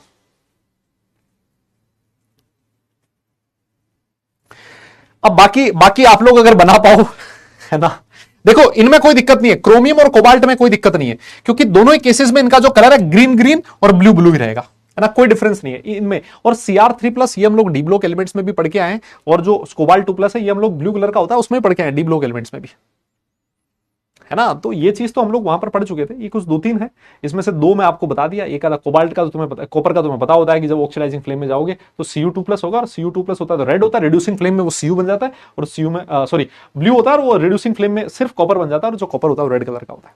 इस तरीके से आप इसको याद रख सकते हो, है ना। चलो जी, तो सर इसके बाद एक और क्वेश्चन देख लीजिए, ये रहा सर आपके सामने, ये रहा क्वेश्चन। हाँ, ये भी बेटा जेई मेंस का प्रीवियस का क्वेश्चन है, ठीक है, ये आपका जेई मेंस का प्रीवियस ईयर का क्वेश्चन है। यस, ये जेई मेंस का प्रीवियस ईयर का क्वेश्चन है, इसमें ईयर नहीं लिखा हुआ है, लेकिन इसको देखिए, कहता है in borax bead test under hot conditions a metal salt is heated at point B, point B पे आपने हीट किया, है ना, तो पॉइंट बी पे हीट करने का मतलब सर ये तो है रिड्यूसिंग फ्लेम, अंदर अंदर से अंदर है ना, तो रिड्यूसिंग फ्लेम है, और ए जो है वो है ऑक्सीडाइजिंग फ्लेम, है ना, ठीक है sir. Resulted in green colour salt Beed, the spin only magnetic moment, है ना, ग्रीन कलर। यस, जब आपने पॉइंट बी पे हीट किया, पॉइंट बी मतलब रिड्यूसिंग फ्लेम में उसका जो कलर था वो कैसा था, ग्रीन कलर का था। आप बताइए वो जो सॉल्ट रहा होगा स्पिन ओनली मैग्नेटिक मोमेंट क्या रहा होगा, बताइए जल्दी से। हाँ, ग्रीन कलर जो था वो किसकी वजह से था, बताओ बेटा, जो ग्रीन था वो किसकी वजह से था, ग्रीन किसमें आ रहा था, अरे जल्दी बोलो, ग्रीन किसमें आ रहा था बेटा, कोई बोल ही नहीं रहा यार, अरे अभी तो बता के आया हूं, ये देखो ना, ये ग्रीन कहां आया है सर, ये रहा ग्रीन रिड्यूसिंग फ्लेम में देखो ना सर, रिड्यूसिंग फ्लेम में जो ग्रीन है वो कौन दिखा रहा है सर, दिखा रहा है Fe3+ भी दिखा रहा है, अच्छा, और हाँ, रिड्यूसिंग फ्लेम में ग्रीन, बी जो पॉइंट था वो रिड्यूसिंग फ्लेम वाला ही था ना, बी जो पॉइंट है वो रिड्यूसिंग फ्लेम वाला है, बिल्कुल है सर। और देखो ग्रीन, ये क्रोमियम, ही रहा क्रोमियम भी है, अच्छा, नहीं क्रोमियम दोनों में ही दिखा रहा है भाई, Cr3+ जो है वो दोनों में ही यही दिखा रहा है, हाँ, लेकिन हमें दोनों में नहीं बोला है, हमें तो सिर्फ किसका बोला है, हमें बोला है, क्वेश्चन ढंग से पढ़ो, is heated at point B, और पॉइंट बी, हाँ रिड्यूसिंग फ्लेम में ग्रीन होना चाहिए, रिड्यूसिंग फ्लेम में ग्रीन होना चाहिए Fe3+। और इसका हमसे क्या पूछा है, इसका हमसे शायद पूछा है स्पिन ओनली मैग्नेटिक मोमेंट, बता सकते हो कितना आएगा? हाँ जी, कितना आएगा बताओ बताओ। अरे Fe जो है, Fe का इलेक्ट्रॉनिक कॉन्फ़िगरेशन क्या होगा, Ar4s2 3d6। यस, और जो Fe3+ है बेटा वो क्या हो जाएगा सर, Fe3+ हो जाएगा 3d5। इसके पास कितने अनपेड इलेक्ट्रॉन है, 2, और अनपेड इलेक्ट्रॉन 2 है, इसका मतलब इसका स्पिन ओनली मैग्नेटिक मोमेंट कितना हो गया, √n × n+2, और n की जगह n हो जाएगा 5 है ना, 5 अनपेड इलेक्ट्रॉन है, 5 × 5 + 2 √35। √35 जो होगा वो लगभग किसके बराबर आएगा, 6 के बराबर होगा, नियरेस्ट इंटीजर आएगा 6। आंसर कितना आएगा इसका, 6 आएगा, खत्म हो गया मामला। बताइए 6 है सर। अबे बेटा 5 तो अनपेड इलेक्ट्रॉन है, आपसे अनपेड इलेक्ट्रॉन नहीं पूछा है, आपसे स्पिन ओनली मैग्नेटिक मोमेंट पूछा है ना, आपसे अनपेड इलेक्ट्रॉन नहीं पूछा है, अनपेड इलेक्ट्रॉन 5 है, स्पिन ओनली मैग्नेटिक मोमेंट √35 मतलब 5.9 कुछ समथिंग आएगा, और 5.9 का मतलब नियरेस्ट इंटीजर हो जाएगा 6 हो जाएगा सर। बहुत बढ़िया, बधाई हो, हमने बोरेक्स बीट टेस्ट कर लिया, और बोरेक्स बीट टेस्ट करने के बाद बिल्कुल इसी का भाई है जिसका नाम है फॉस्फेट बीट टेस्ट। अगर आप लोग बोरेक्स बीट टेस्ट कर लेते हो तो आपको फॉस्फेट बीट टेस्ट करने की कोई जरूरत नहीं है, यह बिल्कुल वैसा ही होता है जैसा कि हम लोगों ने बोरेक्स बीट टेस्ट किया था, और जो सॉल्ट्स के कलर होते हैं वो भी बिल्कुल वैसे ही होते हैं जैसे कि बोरेक्स बीट टेस्ट में होते हैं। ये सिर्फ और सिर्फ बोरेक्स बीट टेस्ट का ऐसे मान लीजिए कि अल्टरनेट टेस्ट है। मान लो आपके पास बोरेक्स प्रेजेंट नहीं है इस समय, है ना, जब आपके पास बोरेक्स प्रेजेंट नहीं है तो फिर हम लोग ये वाला टेस्ट कर सकते हैं, और इसमें वहां पर हम लोग बोरेक्स यूज करते थे, बोरेक्स की जगह इसमें माइक्रोकॉस्मिक सॉल्ट यूज किया जाता है, ये है माइक्रोकॉस्मिक सॉल्ट, और जब आप इसको हीट करते हो तो NaPO3 + NH3 + H2 बनता है, और इसमें इसको सोडियम मेटाफॉस्फेट बोला जाता है, और ये भी एक ट्रांसपेरेंट ग्लास का बीड होता है। वहां पर जो बीड बनता था वो बोरेट की वजह से बनता था, है ना, मेटाबोरेट की वजह से बीड बनता था। यहां पर जो बीड बन रहा है वो किसकी वजह से बन रहा है, मेटाफॉस्फेट की वजह से बन रहा है। सिर्फ फर्क इतना सा है, बाकी आपको दोनों में कोई डिफरेंस नहीं है। जो कलर वगैरह है वो बिल्कुल सेम है, प्रोसेस बिल्कुल सेम है, जहां पर बोरेक्स था उसकी जगह माइक्रोकॉस्मिक सॉल्ट है, दोनों में कोई डिफरेंस नहीं है, कोई डिफरेंस नहीं। यस, कलर वगैरह भी सब कुछ सेम है। यस, तो D block metals like copper, Mn, Fe give characteristic colour of bead on platinum loop in oxidizing and reducing flame similar to that in borax bead test, है ना। तो ये आप लोग अगर लैब में परफॉर्म ना भी करो तो कोई आपको दिक्कत नहीं है, आप सिर्फ और सिर्फ बोरेक्स बीट टेस्ट से भी काम चला सकते हैं, है ना, उससे भी आप लोग काम। माइक्रोकॉस्मिक सॉल्ट बेटा सॉल्ट है, उसका नाम है ना, ये जो सॉल्ट है ना इसका नाम है माइक्रोकॉस्मिक सॉल्ट। ये जो सॉल्ट है इसका नाम होता है माइक्रोकॉस्मिक सॉल्ट, है ना। डिफरेंट डिफरेंट सॉल्ट्स होते हैं ना, हम लोग उनका नाम लिखते हैं अलग अलग, है ना, किसी का नाम ब्लू विट्रियोल लिखते हो, यस, किसी का नाम कुछ और लिखते हो, तो ये वैसे ही सॉल्ट्स है, कार्नेलाइट है ना, मतलब इस तरीके का इसका नाम है बस, और कुछ नहीं। बहुत बढ़िया सर, अगर आपने ये टेस्ट कर लिया तो अब मैं आपको अगले टेस्ट पे ले जाना चाहता हूं, और जो नेक्स्ट टेस्ट है उसका नाम है चारकोल कैविटी टेस्ट। वाह, क्या नाम है, charcoal cavity test. Charcoal cavity, sir cavity तो देखी है हमने, दांतों में तो कैविटी जरूर देखी है, ये चारकोल में कैविटी किस तरह की है। मैंने कहा हाँ, मतलब हाँ, रोशेल सॉल्ट, अरे डिफरेंट डिफरेंट नाम है यार, मतलब अब तुम नाम पे ना जाओ, है ना, पढ़ा है तुमने, सुना है नाम में क्या रखा है? है ना, तो मतलब आप नाम पे मत जाओ, आप सिर्फ ये ध्यान रखो कि क्या होता क्या है ना। हाँ,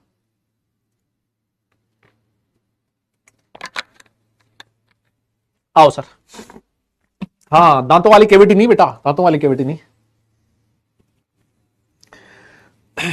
चारकोल कैविटी टेस्ट क्या होती है, देखिए आपके पास क्या होता है, चारकोल का ब्लॉक है ऐसे मान लो, है ना, एक ऐसा चारकोल का ब्लॉक है लेट से, है ना, ऐसा कोई एक चारकोल का ब्लॉक है ना, और आपने क्या किया, ये जो चारकोल का ब्लॉक था, है ना, ये जो चारकोल का ब्लॉक था इसके अंदर आपने कैविटी क्रिएट करी यहां, है ना, एक खड्डा क्रिएट किया, है ना, ये जो चारकोल था इसके अंदर एक खड्डा क्रिएट किया यहां पर, और ये जो खड्डा है, खड्डा क्रिएट करके इसके अंदर क्या डाल दिया आपने, सॉल्ट डाल दिया, है ना। जो सॉल्ट आपको मिला है जिसका आपको एनालिसिस करना है वो सॉल्ट आपने इस खड्डे में डाल दिया, और ये जो सॉल्ट है इस सॉल्ट के अंदर आपने क्या मिला दिया, सोडियम कार्बोनेट ऐड कर दिया। अभी मैं आपको बताऊंगा सोडियम कार्बोनेट क्यों यूज किया। सोडियम कार्बोनेट जो हीट किया है, सॉल्ट और सोडियम कार्बोनेट, उसका जो रेशियो है बेटा 1:2 होना चाहिए, ये रेशियो फिक्स होना चाहिए, देखो लिखा भी होगा कहीं, the given salt is mixed with sodium carbonate in 1:2 mass ratio. और अब आप इस मिक्सचर को ये जो मिक्सचर बन गया सॉल्ट का, सोडियम कार्बोनेट का, और ये जो चारकोल है इसका, इस सॉल्ट को आपको हीट करना है किसमें? रिड्यूसिंग फ्लेम में। यस, आपको इसको हीट करना है किसमें? रिड्यूसिंग फ्लेम में। यस, तो सोडियम कार्बोनेट हीट करने का जो रीजन है वो ये है सिर्फ कि कई बार जो सॉल्ट होता है वो ऐसा होता है कि जब आप उसको हीट करते हो, जब आप उसको हीट करते हो फ्लेम में, तो वो जो सॉल्ट होता है वो डिकम्पोज ही नहीं होता। और जब तक सॉल्ट डिकम्पोज नहीं होगा, जब तक वो कुछ और दूसरी चीज नहीं बनाएगा, तब तक ना तो कोई कलर निकलेगा, ना कोई गैस रिलीज होगी, ना कोई प्रेसिपिटेट मिलेगा, कुछ भी नहीं मिलेगा, और हमारी रिएक्शन आगे नहीं बढ़ेगी। तो हम लोग क्या करना चाहते हैं, वो जो सॉल्ट आपको दिया है उसको एक दूसरे टाइप के सॉल्ट में कन्वर्ट करना चाहते हैं, और वो जो दूसरी टाइप का सॉल्ट होता है हीट करने से बहुत जल्दी क्या करेगा? डिकम्पोज हो जाएगा, कुछ कलर आपको शो कर देगा, और उस कलर से आप लोग पता लगा लोगे कि जो सॉल्ट था, ये सॉल्ट में कैटायन किस तरीके का था। मेरी बात समझेगा आप लोग? मतलब ये हो गया कि जब सीधी उंगली से घी ना निकले तो उंगली टेढ़ी करनी पड़ती है। उंगली टेढ़ी करिए। आपने कहा उस सॉल्ट को, भाई तू सॉल्ट डिकम्पोज हो जाएगा जब मैं उसको हीट करूंगा। आपका सॉल्ट बोलेगा ना मैं नहीं हो रहा डिकम्पोज, मैं बहुत सख्त आदमी हूं। तो आप बोलेगे कोई बात नहीं बेटा, तो रुक, मैं तेरी रिएक्शन सोडियम कार्बोनेट के साथ करवाता हूं। पहले जब सोडियम कार्बोनेट के साथ करवाई तो जो सॉल्ट था उसका कार्बोनेट बन गया। अब ये जो सॉल्ट का कार्बोनेट है ये बोलेगा मुझे हीट करो, मैं खटाखट यू डिकम्पोज हो जाऊंगा, और कलर वाला दिखाई दे देगा तुम्हें, और उससे तुम्हें पता लग जाएगा। मेरी बात समझो? तो ये इस वजह से इसको यूज किया जाता है। देखो ये लिखा भी है ना कि the purpose of adding sodium carbonate is that metal carbonate decompose easily on heating to metal oxides, है ना। जब आप इस सॉल्ट को सोडियम कार्बोनेट के साथ हीट करोगे तो आपका सॉल्ट का कार्बोनेट बन जाएगा, और वो जो कार्बोनेट होगा उसको हीट करने से बड़े आराम से वो ऑक्साइड वगैरह में कन्वर्ट हो जाएगा, है ना। ठीक है सर, बहुत बढ़िया। अब एक अगला जो क्वेश्चन बच्चे के दिमाग में आता है, देखो मैं सारी जो प्रैक्टिकल केमिस्ट्री से रिलेटेड चीज है और जो प्रैक्टिकल है वो भी मैं साथ साथ ही आपको बताते जा रहा हूं। अगला जो क्वेश्चन आप बच्चों के दिमाग में आ सकता है कि सर एक बात बताओ, साला रिड्यूसिंग फ्लेम में बर्न कैसे करें? रिड्यूसिंग फ्लेम में कैसे बर्न करें? हमारे पास बर्नर होता है, ठीक है साहब, बर्नर होता, ये बर्नर है सर, ये फ्लेम तो है हमारे पास, लेकिन सर वो जो रिड्यूसिंग फ्लेम है ना, साला ये रिड्यूसिंग फ्लेम तो अंदर की तरफ है। सर इस रिड्यूसिंग फ्लेम में इसमें कैसे बर्न करूं मैं? क्योंकि जो रिड्यूसिंग फ्लेम है वो तो अंदर की तरफ है। अब भाई आप जब बर्न करते हो तो ऐसे तो बर्न करते हो ना बाहर से, और ये जो रिड्यूसिंग फ्लेम है वो अंदर की तरफ। तो सर मैं क्या करूं इसका क्या तरीका है? हाँ, इसका क्या तरीका है? ये रिड्यूसिंग फ्लेम में कैसे बर्न किया जाता है? कोई मुझे बता सकता है, मेथड बता सकता है कि रिड्यूसिंग फ्लेम में कैसे बर्न किया जाए? अरे चारकोल क्या करेगा, सुनो सुनो सुनो, हाँ चारकोल क्या करेगा, अभी रुकते हैं थोड़ा सा, एक एक चीज बताऊंगा यार, तुम कैसे क्यों टेंशन ले रहे हो, है ना। हाँ रुको थोड़ा सा, है ना। चारकोल क्या करेगा अभी बताएंगे।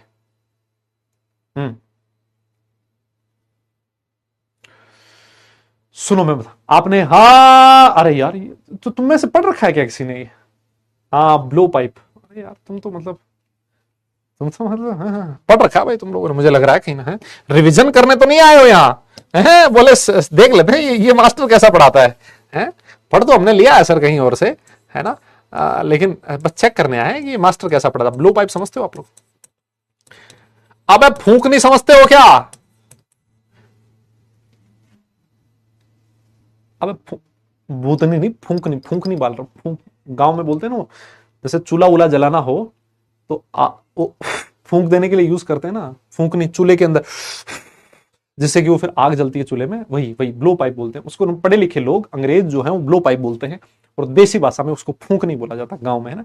देखा होगा तुम लोगों ने। और जो शहर के लोग हैं, है ना, वो कहीं अगर उनको मौका मिलता है कि चूल्हे से रोटी खाने का, तो उनके लिए ना एक एडवेंचरस काम होता है कि उस चूल्हे के अंदर जो भी चीज, जैसे मान लो आपने उपले वगैरह दे रखे हैं, कुछ डाल रखा है चूल्हे के अंदर जलने के लिए, तो वो फूंकनी से फूंक मारते हैं उसमें। अब उसकी भी एक ट्रिक होती है ना यार, हर कोई फूंक थोड़ी ना मार पाता है ना। उनके लिए तो एक बहुत बड़ा एडवेंचर का काम। अरे हम बोले मैंने आज चूल्हा जला दिया, मतलब चूल्हे में मैंने फूंक मारी थी। जैसे ही फूंक मारता ऐसे वो करने लगता है। क्यों होता है ऐसा? उसकी भी एक ट्रिक है। उसकी ट्रिक क्या होती है? अब आप बोलोगे सर आप फूंक मारने की ट्रिक बता रहे हो, बताओ क्या?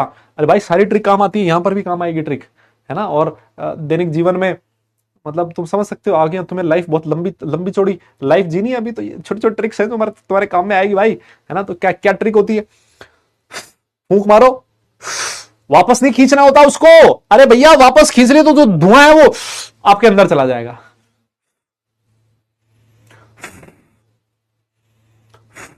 ऐसे करना होता है। ये ट्रिक हो, थैंक यू बाद में बोल देना, है ना, वहां से फूंक फूंक मारने की ट्रिक बता दी। अब सर यहां पर क्या करेंगे, मैंने कहा यहां पर भी यही काम करेंगे, है ना, यहां पर भी यही काम करेंगे। सर यहां पर क्या करूंगा मैं, जैसे ही मैं इधर से ब्लो पाइप से फूंक मारूंगा इसके अंदर, जैसे मैं ब्लो पाइप की फूंक मारूंगा, ये जो आपकी फ्लेम है ना, ये फ्लेम कुछ ऐसा होगा, इसके अंदर रख के अंदर अंदर ले जाके ऐसे फूंक मारना, ये जो आपकी आपकी फ्लेम है ना, ये इधर आ जाएगी, कुछ इस तरीके से हो जाएगा जुगाड़ इसका।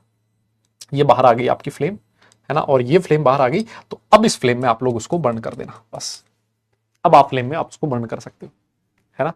यस, तो हाँ हाँ भाई, है ना, गांव के बालक हैं भाई, ये तो एक्सपीरियंस होगा ही ना यार, रोज का काम है अपना। मतलब अब तो चलो गांव जा पाते हैं तभी हो पाता है ऐसा, लेकिन वैसे तो तुम में से भी, है ना, जो जो गांव से बिलोंग करते होंगे, है ना, वो समझ पाएंगे ये चीज, नहीं क्या। तो अब सर यहां पर क्या करें, यहां पर भी बिल्कुल वही काम करना है बेटा, है ना, यहां पर भी बिल्कुल वही काम करना है। फूंक मारी, हटा लेना उस ब्लो पाइप को सामने से। अगर मान लो गलती से वो वापस सांस ले ली तुमने, तो चूल्हे में तो सिर्फ धुआं ही अंदर जाएगा। अगर यहां फूंक मार के वापस ले लिया ना, तो ये जो होठ है ना भाई, काले पड़ जाएंगे, काले हॉट किस हो जाएगा ये, समझ जाना तुम लोग, है ना, क्योंकि ये फ्लेम होगी, मामला गड़बड़ हो जाएगा। शक्ल दिखती है ना, तो ये दिखते हैं, लिप्स दिखते हैं आपके, काले पड़ जाएंगे, है ना। तो इसमें वो काम मत कर देना, बहुत सावधानी बरतनी होती है उसमें, तो ये सारी चीज इसीलिए बताइए तुम्हें।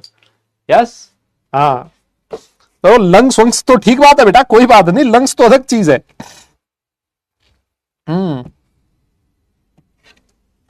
आ जाओ अब सर, इसका कोई वो बताओ सर, एक आधा कोई एग्जांपल तो दो ना सर, ये कैसे करते हैं। मैंने कहा आजा देख, ये वो सॉल्ट है जो तुझे पुड़िया में मिला था, है ना, तेरे पास मान ले जो टीचर आया, उस टीचर ने तुझे ये वाला सॉल्ट दिया, है ना, और तेरे से पूछा कि बता इस सॉल्ट के अंदर कौन सा केटाइन प्रेजेंट है। तो तेरा तो वही काम है, तूने सॉल्ट लिया और सॉल्ट के अंदर सोडियम कार्बोनेट डाला और हीट कर दिया। जब आप सोडियम कार्बोनेट डालोगे तो ये जो कॉपर है उसका क्या बन जाएगा, कार्बोनेट बन जाएगा। कॉपर है भैया, ये कैल्शियम नहीं है बेटा, कॉपर का कार्बोनेट बन जाएगा।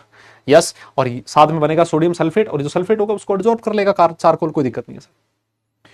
और क्या होगा, जैसे ही सोडियम कार्बोनेट आपने लिया, जैसे उसका कार्बोनेट लिया, अब फिर आप उसको रिड्यूसिंग फ्लेम में बर्न करते हो। जब आप उसको बर्न करोगे तो बनेगा कॉपर का ऑक्साइड। अभी हमने बात करी थी कि सर जो कॉपर का सल्फेट होता है वो टूटता नहीं है, लेकिन हमने सल्फेट को कार्बोनेट में कन्वर्ट कर लिया, और कार्बोनेट को हीट करने से वो किस में कन्वर्ट हो जाता है, ऑक्साइड में कन्वर्ट हो जाता है। और जब आप उसको रिड्यूसिंग फ्लेम में बर्न करोगे, सर रिड्यूसिंग फ्लेम में बर्न करने से ये जो कॉपर ऑक्साइड होगा इसका हो जाएगा रिडक्शन, और रिडक्शन होकर कॉपर बन जाएगा। और ये जो कॉपर होता है इसका कलर कैसा होता है, रेड कलर का होता है, रेड कलर का रेजिड्यू आपको दिखाई देगा।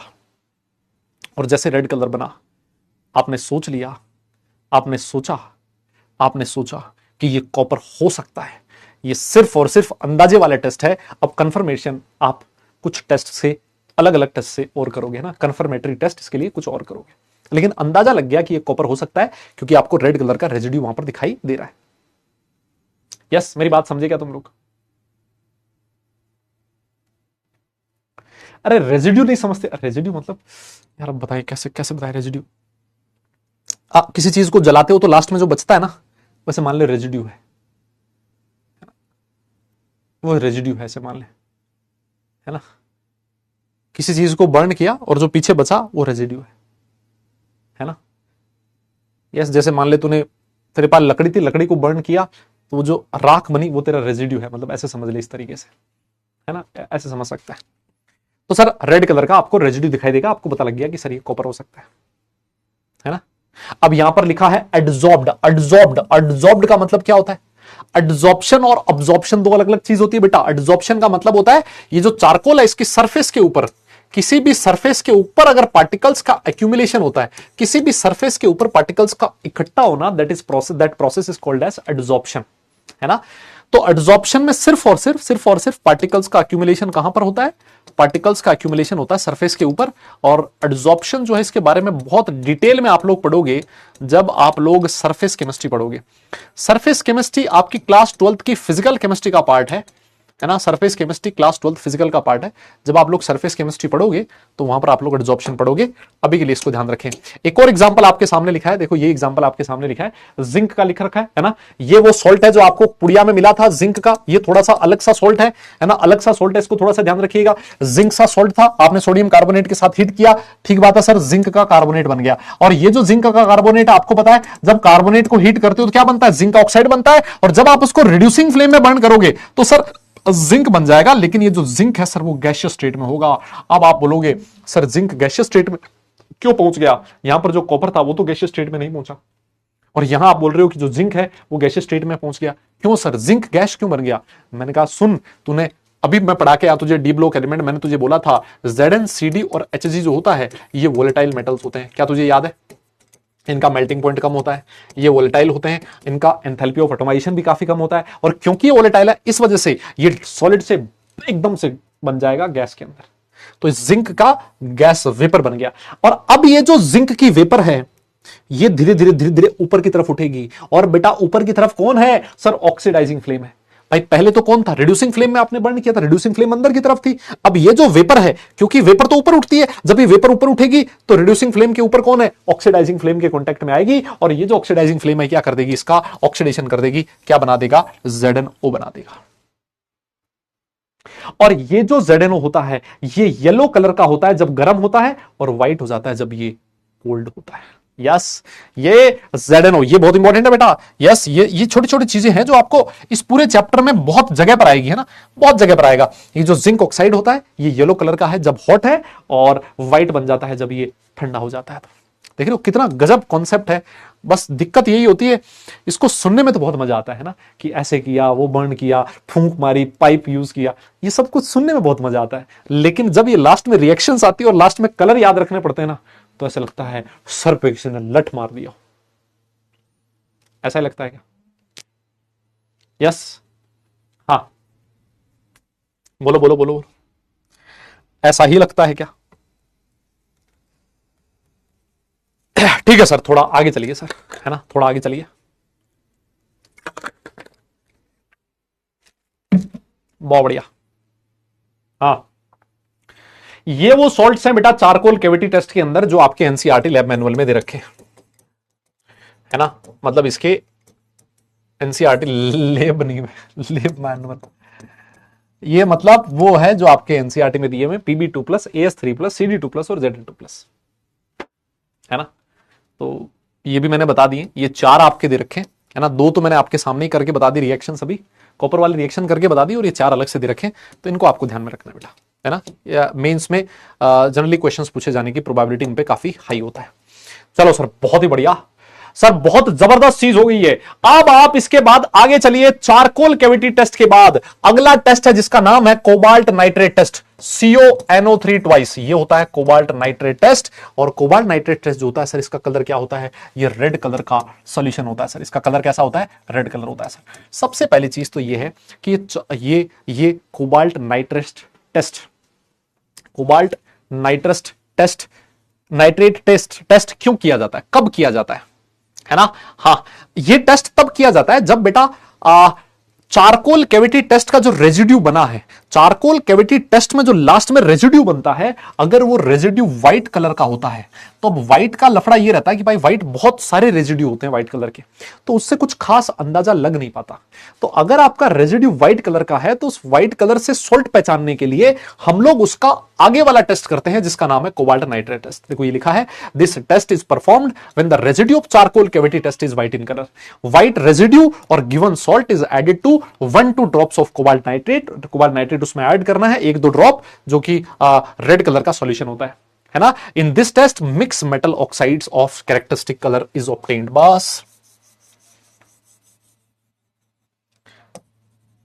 जब आप कोबाल्ट नाइट्रेट टेस्ट करोगे तो आपको मिक्स्ड ऑक्साइड्स मिलेंगे, और ये जो मिक्स ऑक्साइड्स होंगे इनका कलर अलग अलग होगा, और उस कलर की हेल्प से आप लोग पहचानोगे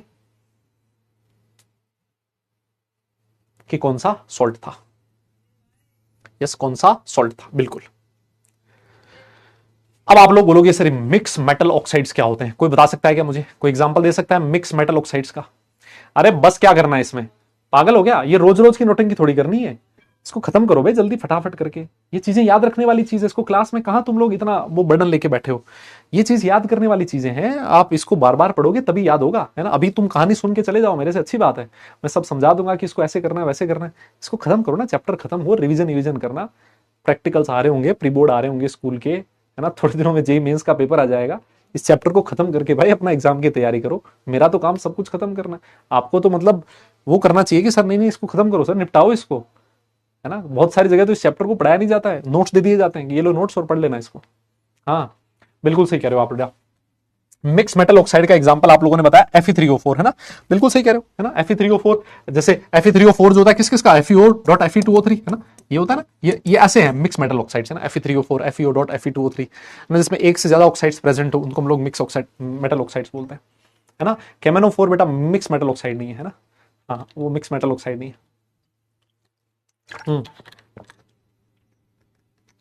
अच्छा, फिर उसके बाद इसमें एक क्वेश्चन आपसे एग्जाम में और पूछा जा सकता है ना, आपके स्कूल एग्जाम में ये भी क्वेश्चन पूछा जा सकता है भाई इसमें कोबाल्ट नाइट्रेट की एक दो ड्रॉप ही आपने ऐड करी है, अगर मैं आपको एक्सेस में कोबाल्ट नाइट्रेट ऐड कर दूं तो ये कहता है कि अगर आपने एक्सेस में कोबाल्ट नाइट्रेट ऐड कर दिया ना तो आपको जो सॉल्यूशन है पूरा का पूरा सॉल्यूशन काला पड़ जाएगा। Excess of cobalt nitrate is not added otherwise whole residue becomes black, है ना, कैसा बन जाएगा, ब्लैक बन जाएगा। और सर जो ब्लैक है वो किसकी वजह से होता है, ये ब्लैक हो जाता है due to the formation of black cobalt oxide, है ना। कोबाल्ट का ऑक्साइड बन जाता है जब आप उसको हीट करते हो, कोबाल्ट नाइट्रेट एक्सेस में ले लिया और फिर जब आपने उसको बर्न किया तो कोबाल्ट का ऑक्साइड बन जाएगा, और कोबाल्ट के ऑक्साइड की वजह से क्या बन जाएगा, हाँ PbO3 भी लिख सकते हो बेटा, बिल्कुल लिख सकते हो, Mn3O4 भी लिख सकते हो। ऐसे बहुत सारे एग्जाम्पल, अभी मैं 2-3 एग्जाम्पल आपको और दे दूंगा। तो इस वजह से कोबाल्ट नाइट्रेट की एक दो बूंद यूज करनी है, इसमें आपको एक्सेस में कोबाल्ट नाइट्रेट नहीं ऐड करना है। यस हाँ, अरे भाई साहब बोर्ड में क्यों नहीं आते इससे क्वेश्चन, प्रैक्टिकल जो होते हैं ना, प्रैक्टिकल में से यही क्वेश्चन पूछे जाएंगे। देखो ये रहा सर आपके सामने एग्जांपल, है ना, इसका एक हल्का सा एग्जांपल दिया, जैसे मान लो कोबाल्ट नाइट्रेट ये रहा, जब आप इसको हीट करते हो तो कोबाल्ट का ऑक्साइड बनता है, ये NO2 और O2 भाग जाएंगी, और जब ये जो कोबाल्ट का ऑक्साइड है ये जिंक ऑक्साइड, याद करो zinc oxide charcoal cavity test में जब ठंडा हुआ था तो जो रेजिड्यू था वो व्हाइट कलर का था। इस व्हाइट कलर के रेजिड्यू को आपने कोबाल्ट नाइट्रेट की प्रेजेंस में हीट किया, एक दो ड्रॉप आपने कोबाल्ट नाइट्रेट डाले, और जब हीट किया तो कोबाल्ट नाइट्रेट पहले कोबाल्ट ऑक्साइड में कन्वर्ट हुआ, और ये जो ऑक्साइड है उसने जिंक के साथ रिएक्ट करके, ये देखिए आपके सामने लिखा है मिक्स्ड ऑक्साइड, ये रिनमेंस ग्रीन बोला जाता है इसको, COZnO2। ये बहुत इंपॉर्टेंट है, मैं आपको बता रहा हूं, ये जो दो नाम तुम्हारे सामने लिखे ना, थिनार्ड ब्लू और रिनमेंस ग्रीन, ये काफी इंपॉर्टेंट है बेटा। ये रिनमेन एक भाई साहब का नाम है जिन्होंने इसकी खोज करी थी, तो इनकी याद में इसको रिनमेंस ग्रीन बोला जाता है, और ये जो थिनार्ड है उन्होंने इसकी खोज करी थी, दैट्स वाई इसको थिनार्ड ब्लू बोला जाता है ना। ये तुम मत ये समझ जाना कि ये कुछ और कलर का ब्लू और कलर का ग्रीन होता है, क्या नहीं, है ना, ये सिर्फ नाम है, रिनमेंस ग्रीन और थिनार्ड ब्लू। आपको रिनमेंस ग्रीन कलर कब दिखेगा, जब आपका सॉल्ट किसका है, जिंक का है। आपको ब्लू कलर का थिनार्ड ब्लू कब दिखेगा, जब आपका सॉल्ट Al3+ का है। यस, आपको पिंक कलर कब दिखेगा, जब सॉल्ट मैग्नीशियम का है, और ब्लू ग्रीन कब दिखेगा, जब सॉल्ट किसका है, Sn2+ का है। मेरी बात समझो आप लोग, लेकिन उनमें से ये जो दो है ना, ये बहुत इंपॉर्टेंट है। कोबाल्ट नाइट्रेट टेस्ट में अल्टीमेटली आपका बनता है क्या, मिक्स्ड मेटल ऑक्साइड, और जो मिक्स्ड मेटल ऑक्साइड है उसके कलर से आप लोग अंदाजा लगाते हो, ब्लू कलर से अंदाजा लगाते हो जिंक का, और ब्लू कलर से अंदाजा लगाते हो एल्यूमिनियम 3+ का, बाकी का अंदाजा लगाते हो इस तरीके से, बोलना पड़ेगा यार। यस हाँ, सब कुछ याद करना है बेटा कोई कह रहा सर ये भी याद करना है, ये भी क्या होता है, मतलब सब कुछ याद करना है। चलिए सर, तो ये आपके जो टेस्ट थे वो खत्म हो गए। अब इसके बाद जो अगला टेस्ट है वो है फिजिकल अपीयरेंस टेस्ट, अपनी आंखों से देख के अंदाजा लगाना, है ना। हाँ, प्रूशियन ब्लू तो आगे आएगा बेटा, प्रूशियन ब्लू भी आएगा आगे, प्रूशियन ब्लू भी आएगा आगे, चिंता मत करो। देखो मैं आपको इसका इस सॉल्ट एनालिसिस का एक फायदा और बताऊं, इस सॉल्ट एनालिसिस में बहुत सारी केमिकल रिएक्शंस ऐसी होंगी ना, जो रिएक्शंस तुम्हारे पी ब्लॉक एलिमेंट में आती है, जो रिएक्शंस तुम्हारे D and F block element में आती है, जब एडवांस के लिए पढ़ते हो आप लोग, तो वो जो रिएक्शंस है ना वो सॉल्ट एनालिसिस में आ जाएंगी, काफी सारी रिएक्शंस, है ना। तो आपको ये बेटा ये सब कुछ मेंस के सिलेबस में है ना, ये सब कुछ मेंस के सिलेबस में मैं आपको बता रहा हूं। हाँ नहीं बेटा, सारा चैप्टर इस तरीके से नहीं चलेगा, बीच बीच में बहुत इंपॉर्टेंट चीजें समझने वाली चीज भी आएंगी, है ना, KSP आएंगे, है ना, बफर बनेगा, पता नहीं क्या क्या आएगा, तुम रुको भी थोड़ा, है ना। देखो फिजिकल अपीयरेंस टेस्ट मतलब कलर से हम लोग अंदाजा लगाते हैं, देख के अंदाजा लगाते हैं। देख के अंदाजा क्या लगाते हैं कि अगर मान लीजिए आपको जो सॉल्ट दिया टीचर ने, है ना, पुड़िया दी, आपने पुड़िया को खोला और आपको दिखा कि यार जो सॉल्ट है वो ब्लू कलर का है, तो आपने अंदाजा लगाया कि ये जो सॉल्ट है Cu2+ का हो सकता है। अगर वो ग्रीन कलर का है तो आपने अंदाजा लगाया यार Na2+ हो सकता है। अगर ये बिल्कुल लाइट ग्रीन है, हल्का ग्रीन है, तो ये Fe2+ हो सकता है। रेडिश ब्राउन अगर कलर का है तो Fe3+ हो सकता है। पिंक रेडिश है ना, रेडिश पिंक है तो Cobalt2+ हो सकता है। लाइट पिंक पे Mn2+ भी हो सकता है। यस, तो ये आंखों से देख के अंदाजा लगाया जाता है। अगर मान लीजिए आपका जो सॉल्ट है वो अगर आपका जो सॉल्ट है वो कलरलेस है, तो कलरलेस सॉल्ट किस किस के होते हैं? देखिए, sodium, potassium, calcium, strontium, barium, aluminium, zinc, इनके जो सॉल्ट्स होते हैं वो जनरली कैसे होते हैं? कलरलेस होते हैं। तो ये आप फिजिकल अपीयरेंस से, शक्ल देख के आप बता सकते हो, अंदाजा लगा सकते हो, बता नहीं सकते, 100% नहीं बता सकते, है ना। अब बताओ, कह रहा है कलर ब्लाइंडनेस होगी, मैं थप्पड़ मार दूंगा। कलर ब्लाइंडनेस होगी तो क्या होगा, है ना। कोई कह रहा है कोई अंधा होगा तो क्या करेंगे, बताओ। देख रहे हो, तुम्हारे डाउट देख रहे हो तुम लोग? हाँ, डाउट देख रहे हो तुम लोग? यस। अब ये आप वो सॉल्ट्स है जो आपके एनसीईआरटी लैब मैनुअल में दे रखे हैं, है ना। फिजिकल अपीयरेंस टेस्ट में ये वो आपके सॉल्ट्स हैं जो एनसीईआरटी में दे रखे हैं। Fe2+, Fe3+, Cu2+, Ni2+, CO2+ और Mn2+। और ये जितने भी सॉल्ट्स हैं सारे के सारे में आपको डी ब्लॉक एलिमेंट में इनके कलर हम लोगों ने लिखे थे, आपको अगर याद हो तो। अगर आपको याद हो तो ये हमने वहां पर लिखे थे, है ना। तो ये सॉल्ट्स हैं, इनका कलर कुछ इस तरीके का है ना। हाँ, अगर मान लो कलर ब्लाइंडनेस है तो बेटा कुछ और करेंगे, स्मेल से पता लगाएंगे। लो, है ना। कोई कहेगा सर मुझे तो दिखाई नहीं दे रहा। अबे दिखाई नहीं दे रहा तो तेरे नाक तो काम कर रहे हैं, सूंघ तो सकता है तू। सारा इलाज है हमारे पास, है ना। सारा इलाज है हमारे पास। ये देख, तू सूंघ सकता है, अगर स्मेल का पता लगा सकता है अगर तुम, तो स्मेल से तू बहुत सारे आइडिया लगा सकता है। देख, तुझे सॉल्ट दिया टीचर ने, तूने क्या किया, उसमें हल्की सी 1-2 ड्रॉप डाली, किसकी? पानी की। जैसे तू 1-2 ड्रॉप पानी की ऐड करेगा, हो सकता है वो जो सॉल्ट है वो तुझे बहुत शानदार खुशबू दे दे। कैसी? सड़े हुए अंडे जैसी, रोटन एग स्मेल। सड़ा हुआ अंडा जिस तरीके से बदबू मारता है, वैसे अगर तुझे बदबू ऐसा पता लग जाएगा, हाँ मजा आ गया है, तो समझ जाना रोटन एग स्मेल जो होती है वो कौन सी गैस की होती है? H2S की होती है। बहुत इंपॉर्टेंट है, बहुत इंपॉर्टेंट। और अगर मान ले तुझे वैसी गैस का पता लगे तो ये समझ जाना कि तेरा जो सॉल्ट है उस सॉल्ट के अंदर एनायन कौन सा है? सल्फाइड आयन है।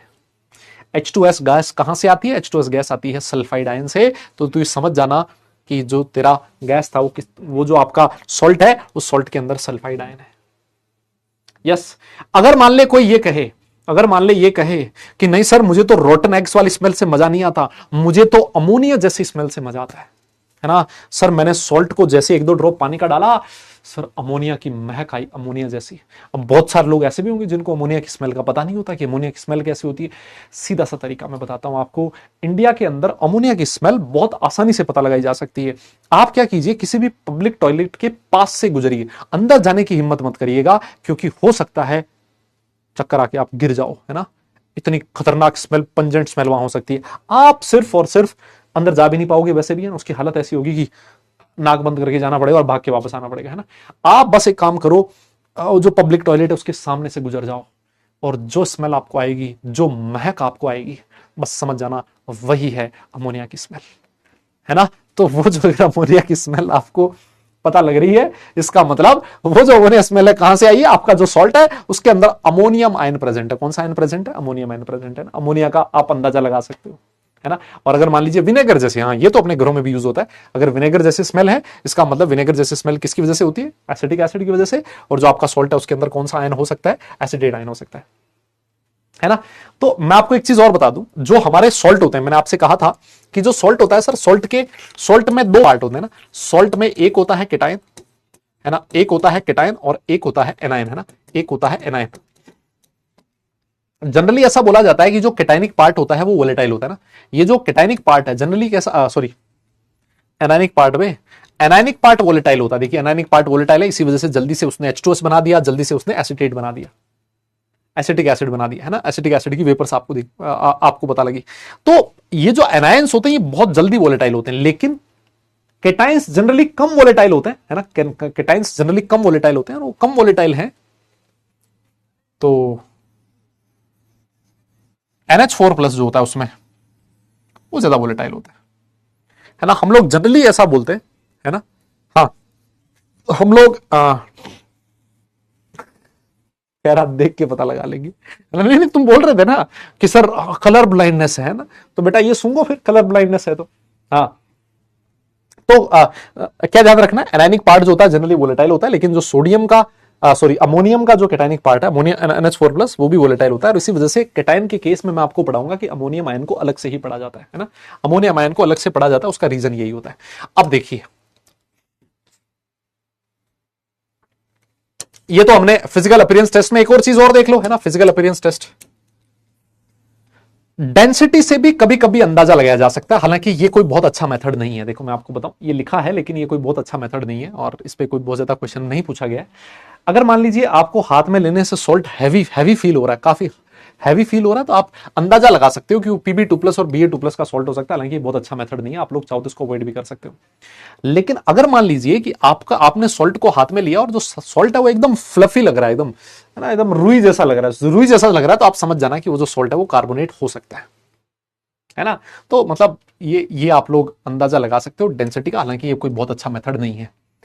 आप डेलिक्वेसेंस से भी पता लगा सकते हो। डेलिक्वेसेंस क्या होता है, लिखता है कि ability of a salt to absorb moisture, है ना। आपका जो सॉल्ट है जैसे ही एयर के एक्सपोजर में आएगा, है ना, जैसे ही वो एयर के एक्सपोजर में आएगा तो वो मॉइस्चर को अब्सॉर्ब कर लेगा, और मॉइस्चर को अब्सॉर्ब करके वो क्या बना लेता है, पेस्ट बना लेता है ना, हल्का सा पेस्ट जैसा बन जाता है। ऐसे सब्सटेंसेस को डेलिक्वेसेंस बोला जाता है। तो अगर ऐसा हो रहा है कि आपका कोई सॉल्ट मॉइस्चर अब्सॉर्ब करके पेस्ट की फॉर्म में कन्वर्ट हो गया है, इसका मतलब इनमें से कोई एक सॉल्ट हो सकता है ना, हो सकता है, ये भी अंदाजा लगाया जाता है। हालांकि मैं फिर बोल देता हूं, ये बहुत अच्छे मेथड नहीं है, है ना। डेंसिटी और डेलिक्वेसेंस का जो मेथड है ये बहुत अच्छा मेथड नहीं है। यस, हाँ, इसको आप लोग चाहें तो अवॉइड भी कर सकते हो। अगली जो चीज है ना, ये काफी इंपॉर्टेंट है बेटा, है ना, ये वाली जो चीज है ये काफी इंपॉर्टेंट है, ड्राई हीटिंग टेस्ट, है ना, dry heating test. Yes, dry heating test. देखिए आप लोगों ने मेरे हिसाब से लैब के अंदर ट्यूब तो देखी होगी, टेस्ट ट्यूब, अरे बोलो ना, टेस्ट ट्यूब तो देखी होगी। आपको क्या करना है, इस टेस्ट ट्यूब के अंदर सॉल्ट ले लेना डायरेक्ट। ध्यान रखिएगा कि जो आपकी टेस्ट ट्यूब है उसके अंदर पानी नहीं होना चाहिए। सर अगर पानी हुआ तो उसको उल्टा करके बर्नर के ऊपर ऐसा गर्म करते हैं, ऐसे फूंक मारते हैं जाके जो पानी है वो उड़ जाए, है ना। उसके अंदर पानी नहीं होना चाहिए। आपको इसके अंदर सॉल्ट लेना है और उसको बंसन बर्नर की फ्लेम में हीट करना है। This is called as dry heating test. Yes, ये क्या है बेटा, ड्राई हीटिंग टेस्ट। ये जो हीटिंग है इसको मैं क्या बोलूंगा, this is called as dry heating test. ठीक है सर, तो ड्राई हीटिंग में क्या होगा,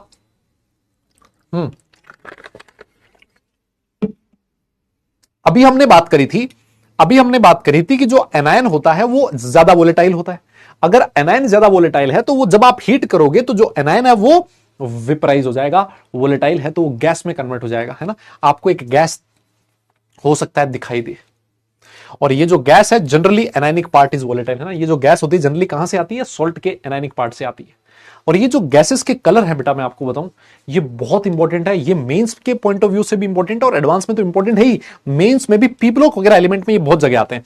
जैसे मान लीजिए एक गैस ऐसी है जो कलरलेस है, जिसका ना कोई कलर है और ना ही कोई स्मेल है, ना ही उसकी कोई ऑर्डर है, तो ऐसी गैसेस CO2 और O2 होती है। यस, ये ऐसी गैसेस कौन सी होती है बेटा, CO2 और O2। अब अगर CO2 है, CO2 का आगे आप लोग और पता लगा सकते हैं कि उसको लाइम वाटर में से पास किया तो उसने लाइम वाटर को मिल्की कर दिया, ये उसका कंफर्मेटरी टेस्ट हो गया।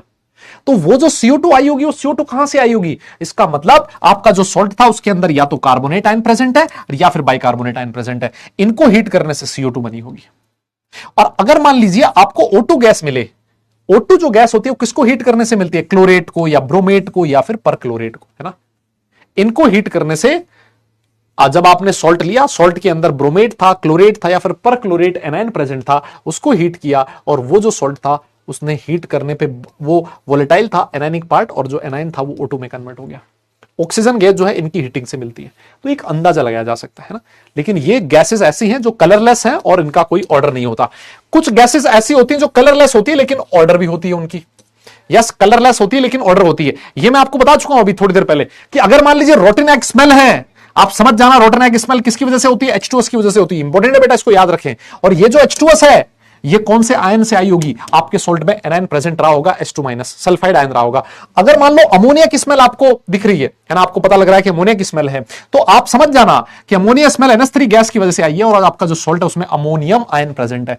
विनेगर जैसी स्मेल है, इसका मतलब आपका जो सोल्ट है उसके अंदर एसिटेट आयन प्रेजेंट है। और अगर मान लीजिए सल्फर बर्निंग सफोकेटिंग स्मेल हो, देखा है कभी बर्निंग सल्फर की स्मेल देखी है क्या? बताओ, देखिए क्या मतलब, फील करिए क्या? कहां फील करिए बर्निंग सल्फर? कहां फील करा आप लोगों ने?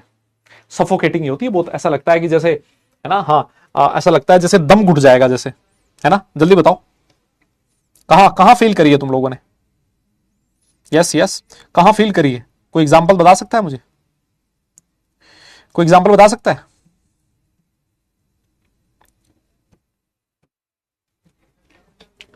नहीं? टायर जलते हुए देखें कभी? टायर नहीं, फायर क्रैकर नहीं, ऐसे समझो आप, टायर जलते हुए देखें? टायर नहीं, स्मोक तो किसी का भी हो सकता है बेटा। टायर, टायर जलते हुए देखा? टायर, टायर जो होता है ना, टायर के अंदर प्रेजेंट होता है रबर, वल्केनाइज रबर होता है, और वो जो टायर जलता है और जो धुआं निकलता है उसमें प्रेजेंट होती है SO2 गैस, जो कि सफोकेटिंग होती है बहुत, ऐसा लगता है दम घुट जाएगा जैसे, है ना, क्योंकि टायर के अंदर सल्फर प्रेजेंट होता है। तो सल्फर बर्निंग अगर सफोकेटिंग स्मेल आपको पता लग रही है, इसका मतलब वो जो गैस है वो SO2 थी, और SO2 कहां कहां से आ सकती है? या तो सल्फेट आयन से, या फिर सल्फाइड, या फिर थायोसल्फेट, है ना। अब इनका फिर हम लोग कंफर्मेटरी टेस्ट कर लेंगे कि ये था या फिर ये था, ये अंदाजा लग गया। पंजेंट स्मेल, पंजेंट स्मेल का मतलब हो गया बहुत ही तीखी स्मेल, भयंकर तीखी, तीखी स्मेल, ऐसे ऐसे किया तो ऐसे लगेगा नाक में आग लग गई हो, जैसे नाक जला दे जैसी। अगर ऐसी गैस हो वो पंजेंट स्मेल होती है ना। और जब आप दिल्ली जैसी जगह में चले जाएं, इस देश की राजधानी है दिल्ली, वहां तो आपको पता ही नहीं लगेगा, भांति भांति की गैसेज आपको अलग अलग तरीके से सूंघने को मिलेंगे ना। इस समय तो बढ़िया गैस चैम्बर बना हुआ है हमारा राजधानी है, जाओ कभी घूम के आओ, है ना, कभी जाओ घूम के दिल्ली में। मैं तो रहा हूं 8-9 साल रहा हूं, तो मैंने तो अपने जीवन के काफी साल कम कर लिए वहां रह के, है ना। आओ सर, नेक्स्ट, नेक्स्ट है सर, कुछ गैसेज ऐसी होती है जो कलर्ड होती है ना, और साथ में ऑर्डर भी होती है। जैसे ये वाली गैसेज है, बहुत इंपॉर्टेंट है बेटा, रेडिश ब्राउन की गैसेज होती हैं, तो रेडिश ब्राउन कलर की गैसेज, ये बहुत जगह आएगा इस सोल्ट एनालिसिस चैप्टर में, इतनी जगह आ जाएगा ना ये रेडिश ब्राउन, कि आप ना चाहते हुए भी आपको याद हो जाएगा। आप नहीं चाहोगे ना कि मुझे याद नहीं करना है, फिर भी याद हो जाएगा। रेडिश ब्राउन कलर की दो गैसेज होती है जो हमारे सिलेबस में है, NO2 और Br2। अगर NO2 है, इसका मतलब NO2 कहां से आ सकता है? नाइट्रेट या फिर नाइट्राइट से। और अगर Br2 है तो वो कौन से आयन से आएगा? Br माइनस से आएगा। फिर हम लोग नाइट्रेट था कि नाइट्राइट था, इसका फिर हम लोग फर्दर कंफर्मेटरी टेस्ट कर लेंगे, पता लग जाएगा कि सॉल्ट में नाइट्रेट था या फिर नाइट्राइट था। लेकिन रेडिश ब्राउन कलर की ये गैसेस बहुत इंपॉर्टेंट है। येलोइश ग्रीन, ये मैं आपको पढ़ा चुका हूं, क्लोरीन का कलर होता है पी ब्लॉक एलिमेंट में। वॉलेट ब्लैक होती है आयोडीन, ये भी मैं आपको पढ़ा चुका हूं। Yes, inner cone is reducing, अरे भाई साहब ये पता नहीं यहां क्यों लिखा है, inner cone is reducing flame due to presence of unburned fuel particles और प्रेजेंस ऑफ कार्बन पार्टिकल। हाँ मतलब ये पता नहीं इस वाले यहां पर कैसे लिखा है, लेकिन इसमें से जितनी भी गैसेज है हम लोगों ने पढ़ ली है बेटा पहले से ही दादा, है ना, ये हम लोगों ने पहले से ही पढ़ ली है बेटा, ये सारी गैसेज हम लोगों ने पहले से पढ़ ली है ना, तो ये कुछ नया गैस नहीं है। बहुत बढ़िया, आगे चलते हैं। नेक्स्ट आता है sublimate formation. Sublimate formation, sir ये क्या होता है? देखो इसको खत्म कर लो बे, नेक्स्ट क्लास में हम लोग नया टॉपिक स्टार्ट करें, वरना नेक्स्ट क्लास में भी ये नोटंकी चलती रहेगी। 5-7 मिनट का और है, इसको खत्म करते हैं, फिर उसके बाद आगे चलेंगे, है ना। 5-7 मिनट का और है, फिर आगे चलेंगे, उसके बाद नेक्स्ट क्लास में पढ़ेंगे, फिर थोड़ा सा वेट कर लो। सर सब्लिमेट क्या होता है? जैसे मान लो, सुनो मेरी बात समझना आप लोग, जैसे ये टेस्ट ट्यूब है आपकी, है ना, समझना बेटा दादा, समझना। और फिर एक छोटी सी कहानी है जो मैं आपको नेक्स्ट क्लास, एक छोटी सी कहानी तो नहीं, एक छोटी सी इंफॉर्मेशन है जो मैं आपको दूंगा, है ना, 5-7 मिनट बाद, थोड़ा सा वेट करें आप। ये जो आपका टेस्ट ट्यूब है, और इस टेस्ट ट्यूब के अंदर आपने सॉल्ट लिया मान लो, है ना, ये आपका सॉल्ट है, और आप इस सॉल्ट को हीट कर रहे हो। ऐसे मान लीजिए ये सॉल्ट है और आप इस सॉल्ट को क्या कर रहे हो दादा? हीट कर रहे हो। जब आप इस सॉल्ट को हीट करते हो तो क्या आप ऐसा कह सकते हो कि यहां पर जो आपकी टेस्ट ट्यूब है वो सबसे ज्यादा हॉट है, और जैसे जैसे आप इधर जाते जाओगे वैसे वैसे इसका जो टेम्परेचर है वो कम होता जाएगा, और जहां से आपने पकड़ रखा होगा यहां से जो आपकी टेस्ट ट्यूब होगी वो कोल्ड रही होगी? बिल्कुल होगा सर, है ना। तो आप यहां पर सॉल्ट को हीट करोगे तो सॉल्ट जो है वो ऐसा हो सकता है कि वोलेटाइल हो, और जब वो वोलेटाइल होगा तो यहां से उड़ जाएगा, उड़ के वेपर की फॉर्म में यहां जाएगा, ऊपर चढ़ेगा, और यहां पर जैसे उसको ठंडक दिखाई दी तो वहां क्या हो जाएगा, उसका प्रेसिपिटेशन हो जाएगा, यहां जम जाएगा, वो यहां आके ठंडा हो जाएगा, कंडेंसेट हो जाएगा। ये जो कंडेंसेशन हुआ है ना, ये जो सॉलिड प्रोडक्ट बना है, that is called as sublimate. इसको मैं क्या बोल दूंगा, सब्लिमेट बोलूंगा। This is called as sublimate. दादा मेरी बात समझ में आएगा, इसको मैं क्या बोलूंगा, सब्लिमेट बोलूंगा। This is called as sublimate. अब ये जो सब्लिमेट का कलर है उससे आप लोग सॉल्ट का अंदाजा लगा सकते हो। देखिए, व्हाइट सब्लिमेट, येलो या फिर ब्लैक, वो आपके सामने लिखे। और जनरली आप लोगों ने एक चीज नोटिस करी होगी, यस जनरली आप लोगों ने एक चीज नोटिस करी होगी, है ना, एक चीज आपने नोटिस करी होगी कि ये जो सॉल्ट्स है उसमें मरकरी के सॉल्ट आपको बड़े फ्रीक्वेंटली दिख रहे हैं। देखो ये रे मरकरी के 2 सॉल्ट, ये रे मरकरी के, ये रे मरकरी के। जनरली जो हमारे सल्फाइड सॉल्ट्स होते हैं ना बेटा, ये ब्लैक कलर के होते हैं, ध्यान रखिएगा, है ना। देखो यहां पर ये रहे सल्फाइड सॉल्ट्स, जनरली बोल रहा हूं, सारे नहीं होते हैं ना। हाँ। और मरकरी के खूब सारे सॉल्ट्स है। कोई मुझे बता सकता है मरकरी क्यों है? हाँ, ये मरकरी के इतने सारे जो सॉल्ट्स है वो सब्लिमेट फॉर्मेशन क्यों कर रहे हैं? कोई बता सकता है क्या? है जी, मरकरी के इतने सारे जो सॉल्ट्स हैं वो सब्लिमेट फॉर्मेशन क्यों कर रहे हैं? कोई बता सकता है क्या मुझे? नहीं?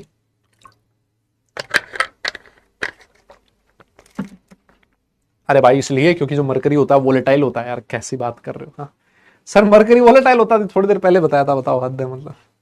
हाँ थोड़ी देर पहले बताया था। अच्छा, कई बार जो आपका रेजिड्यू का कलर है उससे भी आप लोग अंदाजा लगा सकते हो। देखो ये तो अभी हमने पढ़ा था ना, अगर मान लीजिए आपका ये रेजिड्यू येलो कलर का है, जब वो गर्म हो और ठंडा करने पे अगर वो व्हाइट हो जाता है, इसका मतलब आपने अंदाजा लगा दिया वो रेजिड्यू कौन सा है, ZNO है। अगर वो ब्राउन है, हॉट है और येलो है, ठंडा हो गया, तो रेजिड्यू किसका हो सकता है, PB का हो। हालांकि ये बहुत ज्यादा इंपॉर्टेंट नहीं है ना, ये कलर थोड़ा सा इंपॉर्टेंट हो सकता है। ब्लू बन जाता है व्हाइट, हीटिंग करने पे वो कलरलेस बन जाता है। एक सॉल्ट ऐसा है जो कि वैसे तो ब्लू है, लेकिन जैसे उसको हीट किया व्हाइट में कन्वर्ट हो गया। क्यों? वो सॉल्ट किसका हो सकता है? वो Cu2+ का सॉल्ट हो सकता है। ये मैंने आपको बताया भी था, ये मैंने आपको याद है डी ब्लॉक एलिमेंट में ये क्वेश्चन करवाया, सॉरी उसमें कलर जब हमने पढ़ा था ना, कलर ऑफ सब्सटेंसेस, जब मैंने आपको कोऑर्डिनेशन कंपाउंड पढ़ाया था, उसमें मैंने करवाया था कि जो CuSO4 होता है .5H2O, उसको हीट करने से वो कलरलेस हो जाता है। उसका रीजन आपको बताया था कि CuSO4 .5H2O जब उसको हीट किया तो जो पानी था वो बाहर चला गया। सर अब इसके अंदर क्या नहीं प्रेजेंट है? सर इसके अंदर वो प्रेजेंट नहीं है, क्या बोलते हैं उसको,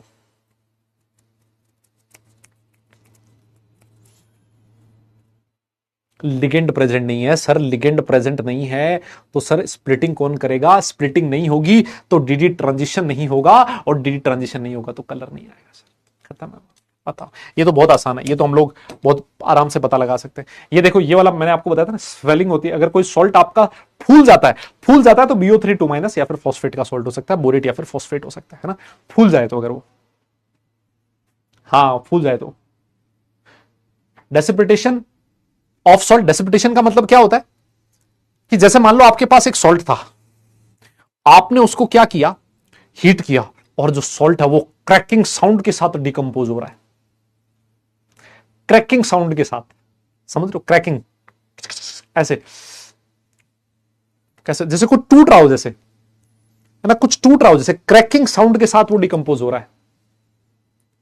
इसका मतलब ये सॉल्ट्स हो सकते हैं। और जनरली ये वो वाले सॉल्ट्स होते हैं जिसमें क्या प्रेजेंट होता है, पानी जो है वो प्रेजेंट नहीं होता, है ना। Water of crystallization in which this is observed, salts in which do not have any water of crystallization, generally उसमें ये वाला चीज मिलता है ना। हाँ, pop pop pop, yes yes yes yes. चलिए जी, इसी के साथ ये जितने भी अंदाजे वाले टेस्ट थे, सर ये अंदाजे वाले जो टेस्ट है वो खत्म हो चुके हैं, खत्म। क्रैकिंग सम, दिल टूटना, हाँ बेटा, जब दिल टूटता है ना तो आवाज नहीं होती, है ना। आओ, नेक्स्ट जो चीज है वो है solubility of salts in water. ये क्या हो गया? ये देखो, नजर लगा दी तुम लोगों ने, बुरी नजर है, ये तुम्हारी बुरी नजर है भाई। बताओ solubility of salts in water. हां सर, जो सॉल्ट्स की सॉल्युबिलिटी है, इसमें बताने को मेरे पास कुछ भी नहीं है, मैं स्लाइड्स में डाल रहा हूं। आज नहीं, कल नहीं, परसों नहीं, तरसों नहीं, 10 15 20 दिन, महीने में जितने याद हो सके उतने याद कर लेना। ना याद हो, ज्यादा टेंशन मत लेना, सारे याद नहीं होंगे, मुझे भी पता है। जितने याद हो सके उतने कर लेना, है ना। आपके सामने कार्बोनेट सॉल्ट्स लिखे हैं कि सारे इनसॉल्युबल होते हैं, इनको छोड़ के। बाइकार्बोनेट होते हैं, ऑल सॉल्युबल होते हैं, इसको छोड़ के। सल्फाइड सॉल्ट ऑल इनसॉल्युबल होते हैं, इनको छोड़ के। बाइसल्फाइड सारे के सारे सॉल्युबल होते हैं। मतलब ऐसी इंफॉर्मेशन लिखी हुई, ये जस्ट इंफॉर्मेशन है बेटा, है ना, ये जस्ट इंफॉर्मेशन है। अगर इसमें से जितनी इंफॉर्मेशन आपको याद हो सके उतनी आप इंफॉर्मेशन याद रख लेना। ना याद हो कोई बात नहीं, धीरे धीरे धीरे धीरे धीरे धीरे आगे याद हो जाएगी। इसी के साथ मैं आपको आज की क्लास में विराम देता हूं, और जो नेक्स्ट क्लास आएगी उसमें मैं आपको सोडियम कार्बोनेट एक्सट्रैक्ट के बारे में या फिर सोडा एक्सट्रैक्ट के बारे में पढ़ाऊंगा, और हम लोग test for anions next class में स्टार्ट कर देंगे, है ना। टेस्ट फॉर एनायंस है ना, क्योंकि अब हमें टेस्ट फॉर एनायंस पढ़ना है, तो वैसे ही नेक्स्ट टॉपिक आ गया, बिल्कुल एंटायरली डिफरेंट टॉपिक आ चुका है। तो ये जो टेस्ट फॉर एनायंस है वो आपके कंफर्मेटरी टेस्ट पढ़ेंगे, है ना, कंफर्मेटरी टेस्ट पढ़ेंगे। तो बस आज के लिए हम लोग इतना ही करेंगे। तो मैं आपको होमवर्क देता हूं, पीडब्ल्यू में से आप पीडब्ल्यू मॉड्यूल भी कर सकते हो आप लोग, है ना। होमवर्क फ्रॉम मॉड्यूल देख लो एक बार। सबसे पहले तो आपको आज डीपीपी दे रहा हूं मैं, ना, डीपीपी दे रहा हूं, डीपीपी नंबर 1 आपको बढ़िया ढंग से सॉल्व कीजिएगा। नोट्स पढ़ने के बाद डीपीपी में इसी तरह के क्वेश्चन है वो आप लोग देखिएगा, लेकिन इसको बार बार रिवाइज जरूर करिएगा बेटा, ना, रोज इसको रिवाइज कीजिएगा। फिर उसके बाद आपको क्या करना है, आपको जो आपका मॉड्यूल है, मॉड्यूल में से D and F block element पूरा कर लेना है ना, D and F block element पूरा करना है बेटा। Yes, D and F block element complete करना है, ठीक है दादा। अब मुझे एक बात बताओ, मैं एक छोटी सी इंफॉर्मेशन तुम्हें और देना चाहता हूं, और वो जो छोटी सी इंफॉर्मेशन है वो ये है कि जो कल है, कल मुझे ऐसा फील हो रहा है कि कल मैं आपकी लाइव क्लास नहीं ले पाऊंगा, है ना। थोड़ा सा मैं ट्रैवल कर रहा हूं कहीं, तो मुझे ऐसा लग रहा है कि मैं आपकी लाइव क्लास नहीं ले पाऊंगा। अगर तुम कहो तो मैं तुम्हें रिकॉर्डेड फॉर्मेट में दे दूं, मैं तुम्हें रिकॉर्डेड सेशन दे दूं, अगर तुम कहो तो, क्योंकि ये तो वैसे रिकॉर्डेड जैसा ही है है ना, इसमें समझाने को या कुछ करने को बहुत ज्यादा कुछ है नहीं। अगर ऐसा हो सके कि तुम लोग राजी हो जाओ, है ना, अगर तुम लोग राजी हो तो मैं तुम्हें रिकॉर्डेड सेशन में दे दूं, है ना। अब रिकॉर्डेड में भी मेरे पास पहले से रिकॉर्डेड सेशन पड़े हैं, आप चाहो कि वो दे दूं, आप चाहो कि नहीं सर नया फ्रेश रिकॉर्ड करके दो, आप वो भी बता दो। चीज सेम रहेगी, कोई डिफरेंस नहीं है। पहले जो पढ़ाया है उनको भी इसी तरीके से पढ़ाया है, तो उनके लिए भी वही चीज है। और तुम कहो कि नहीं भाई मेरी मेहनत बढ़ानी है और 2 घंटे सर आप और रिकॉर्ड करो, 1.5 घंटे, तो वो देना है तो वो भी दे दो, वो तुम बता दो, है ना। लेकिन एक बार होने के बाद फिर उसका इशू नहीं बनना चाहिए। मान लो मैं तुम्हें दे दूं पुराना, और फिर मान लो अगर कोई बच्चा कहे कि सर आपने पुराना लेक्चर चिपका दिया, तो फिर उसका इशू नहीं बनना चाहिए यार, है ना। पढ़ाऊंगा भाई सेम रहेगा कुछ। अब मैं इसलिए बोल रहा हूं ना, देखो मैं ओल्ड का इसलिए बोल रहा हूं, ऐसा नहीं है कि मैं बचना चाहता हूं इस चीज से और तुम्हें लग रहा हो, शायद नहीं लग रहा होगा यार, इतना तो तुम लोग समझ गए होंगे कि मैं कोई भागना नहीं चाहता चीजों से, सिर्फ इसलिए क्योंकि कल अगर मैं कर पाया रिकॉर्ड तो मैं खुद रिकॉर्ड करके ही दूंगा। लेकिन बाय द वे कहीं अगर मान लीजिए मैं टाइम पे नहीं पहुंच पाया और वहां स्टूडियो नहीं मिल पाया, या फिर स्टूडियो में मैं रिकॉर्ड नहीं कर पाया, किसी रीजन की वजह से ऐसा हो पाया, तो मैं ओल्ड डाल सकता हूं। मैं ये कहना चाह रहा हूं, अगर सब कुछ सही रहा तो मैं आपको नया ही करके दूंगा, है ना। सब कुछ ठीक रहा, मैं टाइम पे पहुंच गया, मुझे वहां पर स्टूडियो मिल गया, स्टूडियो भी सही था, तो मतलब है ना, वो ही रहेगा। नहीं हो पा रहा तो हो सकता है मैं रिकॉर्डेड दे दूं, है ना। और इतना तुम लोग कोऑपरेट कर लेना, बस मुझे आप लोगों से इतना सा एक्सपेक्टेशन है। ज्यादा मैंने आपको पूरा इनऑर्गेनिक केमिस्ट्री पढ़ा दिया, सब कुछ लाइव क्लास में पढ़ाया, कुछ रिकॉर्डेड मैंने ज्यादा तुम्हें कुछ दिया नहीं है। कल मैं नहीं चाहता कि तुम्हारी क्लास कैंसिल हो, कुछ रिकॉर्डेड सेशन मिल जाएगा, बढ़िया ढंग से आराम के बैठ के रिवाइज कर लेना, है ना। तो क्लास भी कैंसिल नहीं होगी और सिलेबस भी खत्म हो जाएगा। और ये जो टॉपिक्स है, ये टॉपिक ऐसा ही है कि जिसमें बहुत ज्यादा कुछ लाइव और थ्योरी और उसमें रिकॉर्डेड में डिफरेंस वैसे भी नहीं रहता। और मेरी जो रिकॉर्डेड क्लास होती है, मैं आपको बताऊं, आपको लाइव जैसी लगेगी, है ना। रिकॉर्डेड क्लास भी लाइव जैसी लगेगी, ठीक है। तो बस आज के लिए इतना ही करते हैं, है ना। नेक्स्ट सेशन में आपसे वापस मुलाकात करते हैं। जाओ और रिवाइज जरूर करके आओ। देखो इसको पढ़ने का एक और तरीका मैं बता देता हूं। जब आप सॉल्ट एनालिसिस पढ़ रहे हो, आज आपने लेक्चर 1 नंबर रिवाइज कर लिया, ठीक है। कल आपका लेक्चर नंबर 2 आएगा, तो लेक्चर नंबर 2 को रिवाइज करो ना, उससे पहले लेक्चर नंबर 1 को भी रिवाइज करना। फिर लेक्चर नंबर 2 रिवाइज करना, फिर जब लेक्चर नंबर 3 को रिवाइज करो ना उससे पहले 1 2 रिवाइज करना, फिर 3 करना, फिर जब लेक्चर नंबर 4 रिवाइज करो तो 1 2 3 करना, फिर 4 करना। थोड़ा टाइम ज्यादा लग सकता है, लेकिन मैं आपको बताऊं जब आप 8-10 लेक्चर रिवाइज करोगे ना तो पहला लेक्चर 8 बार रिवाइज हो जाएगा, दूसरा लेक्चर 7 बार, तीसरा 6 बार। बहुत सारी चीजें इस स्ट्रेटजी से अपने आप ही याद होती जाएंगी आपको, है ना। तो इस तरीके से आप लोग कोशिश करना है कि ये जो चैप्टर है उसको आप लोग रिवाइज करो, ठीक है ना। चलो बस आज के लिए इतना ही, नेक्स्ट सेशन में आपसे वापस मुलाकात होगी। सारे लोग अपना ख्याल रखें, खुश रहें, हंसते मुस्कुराते रहें और पढ़ाई जरूर करते रहें, क्योंकि काम पढ़ने से चलेगा, सिर्फ मुस्कुराने से नहीं। नेक्स्ट क्लास तक के लिए tata bye bye, love you all.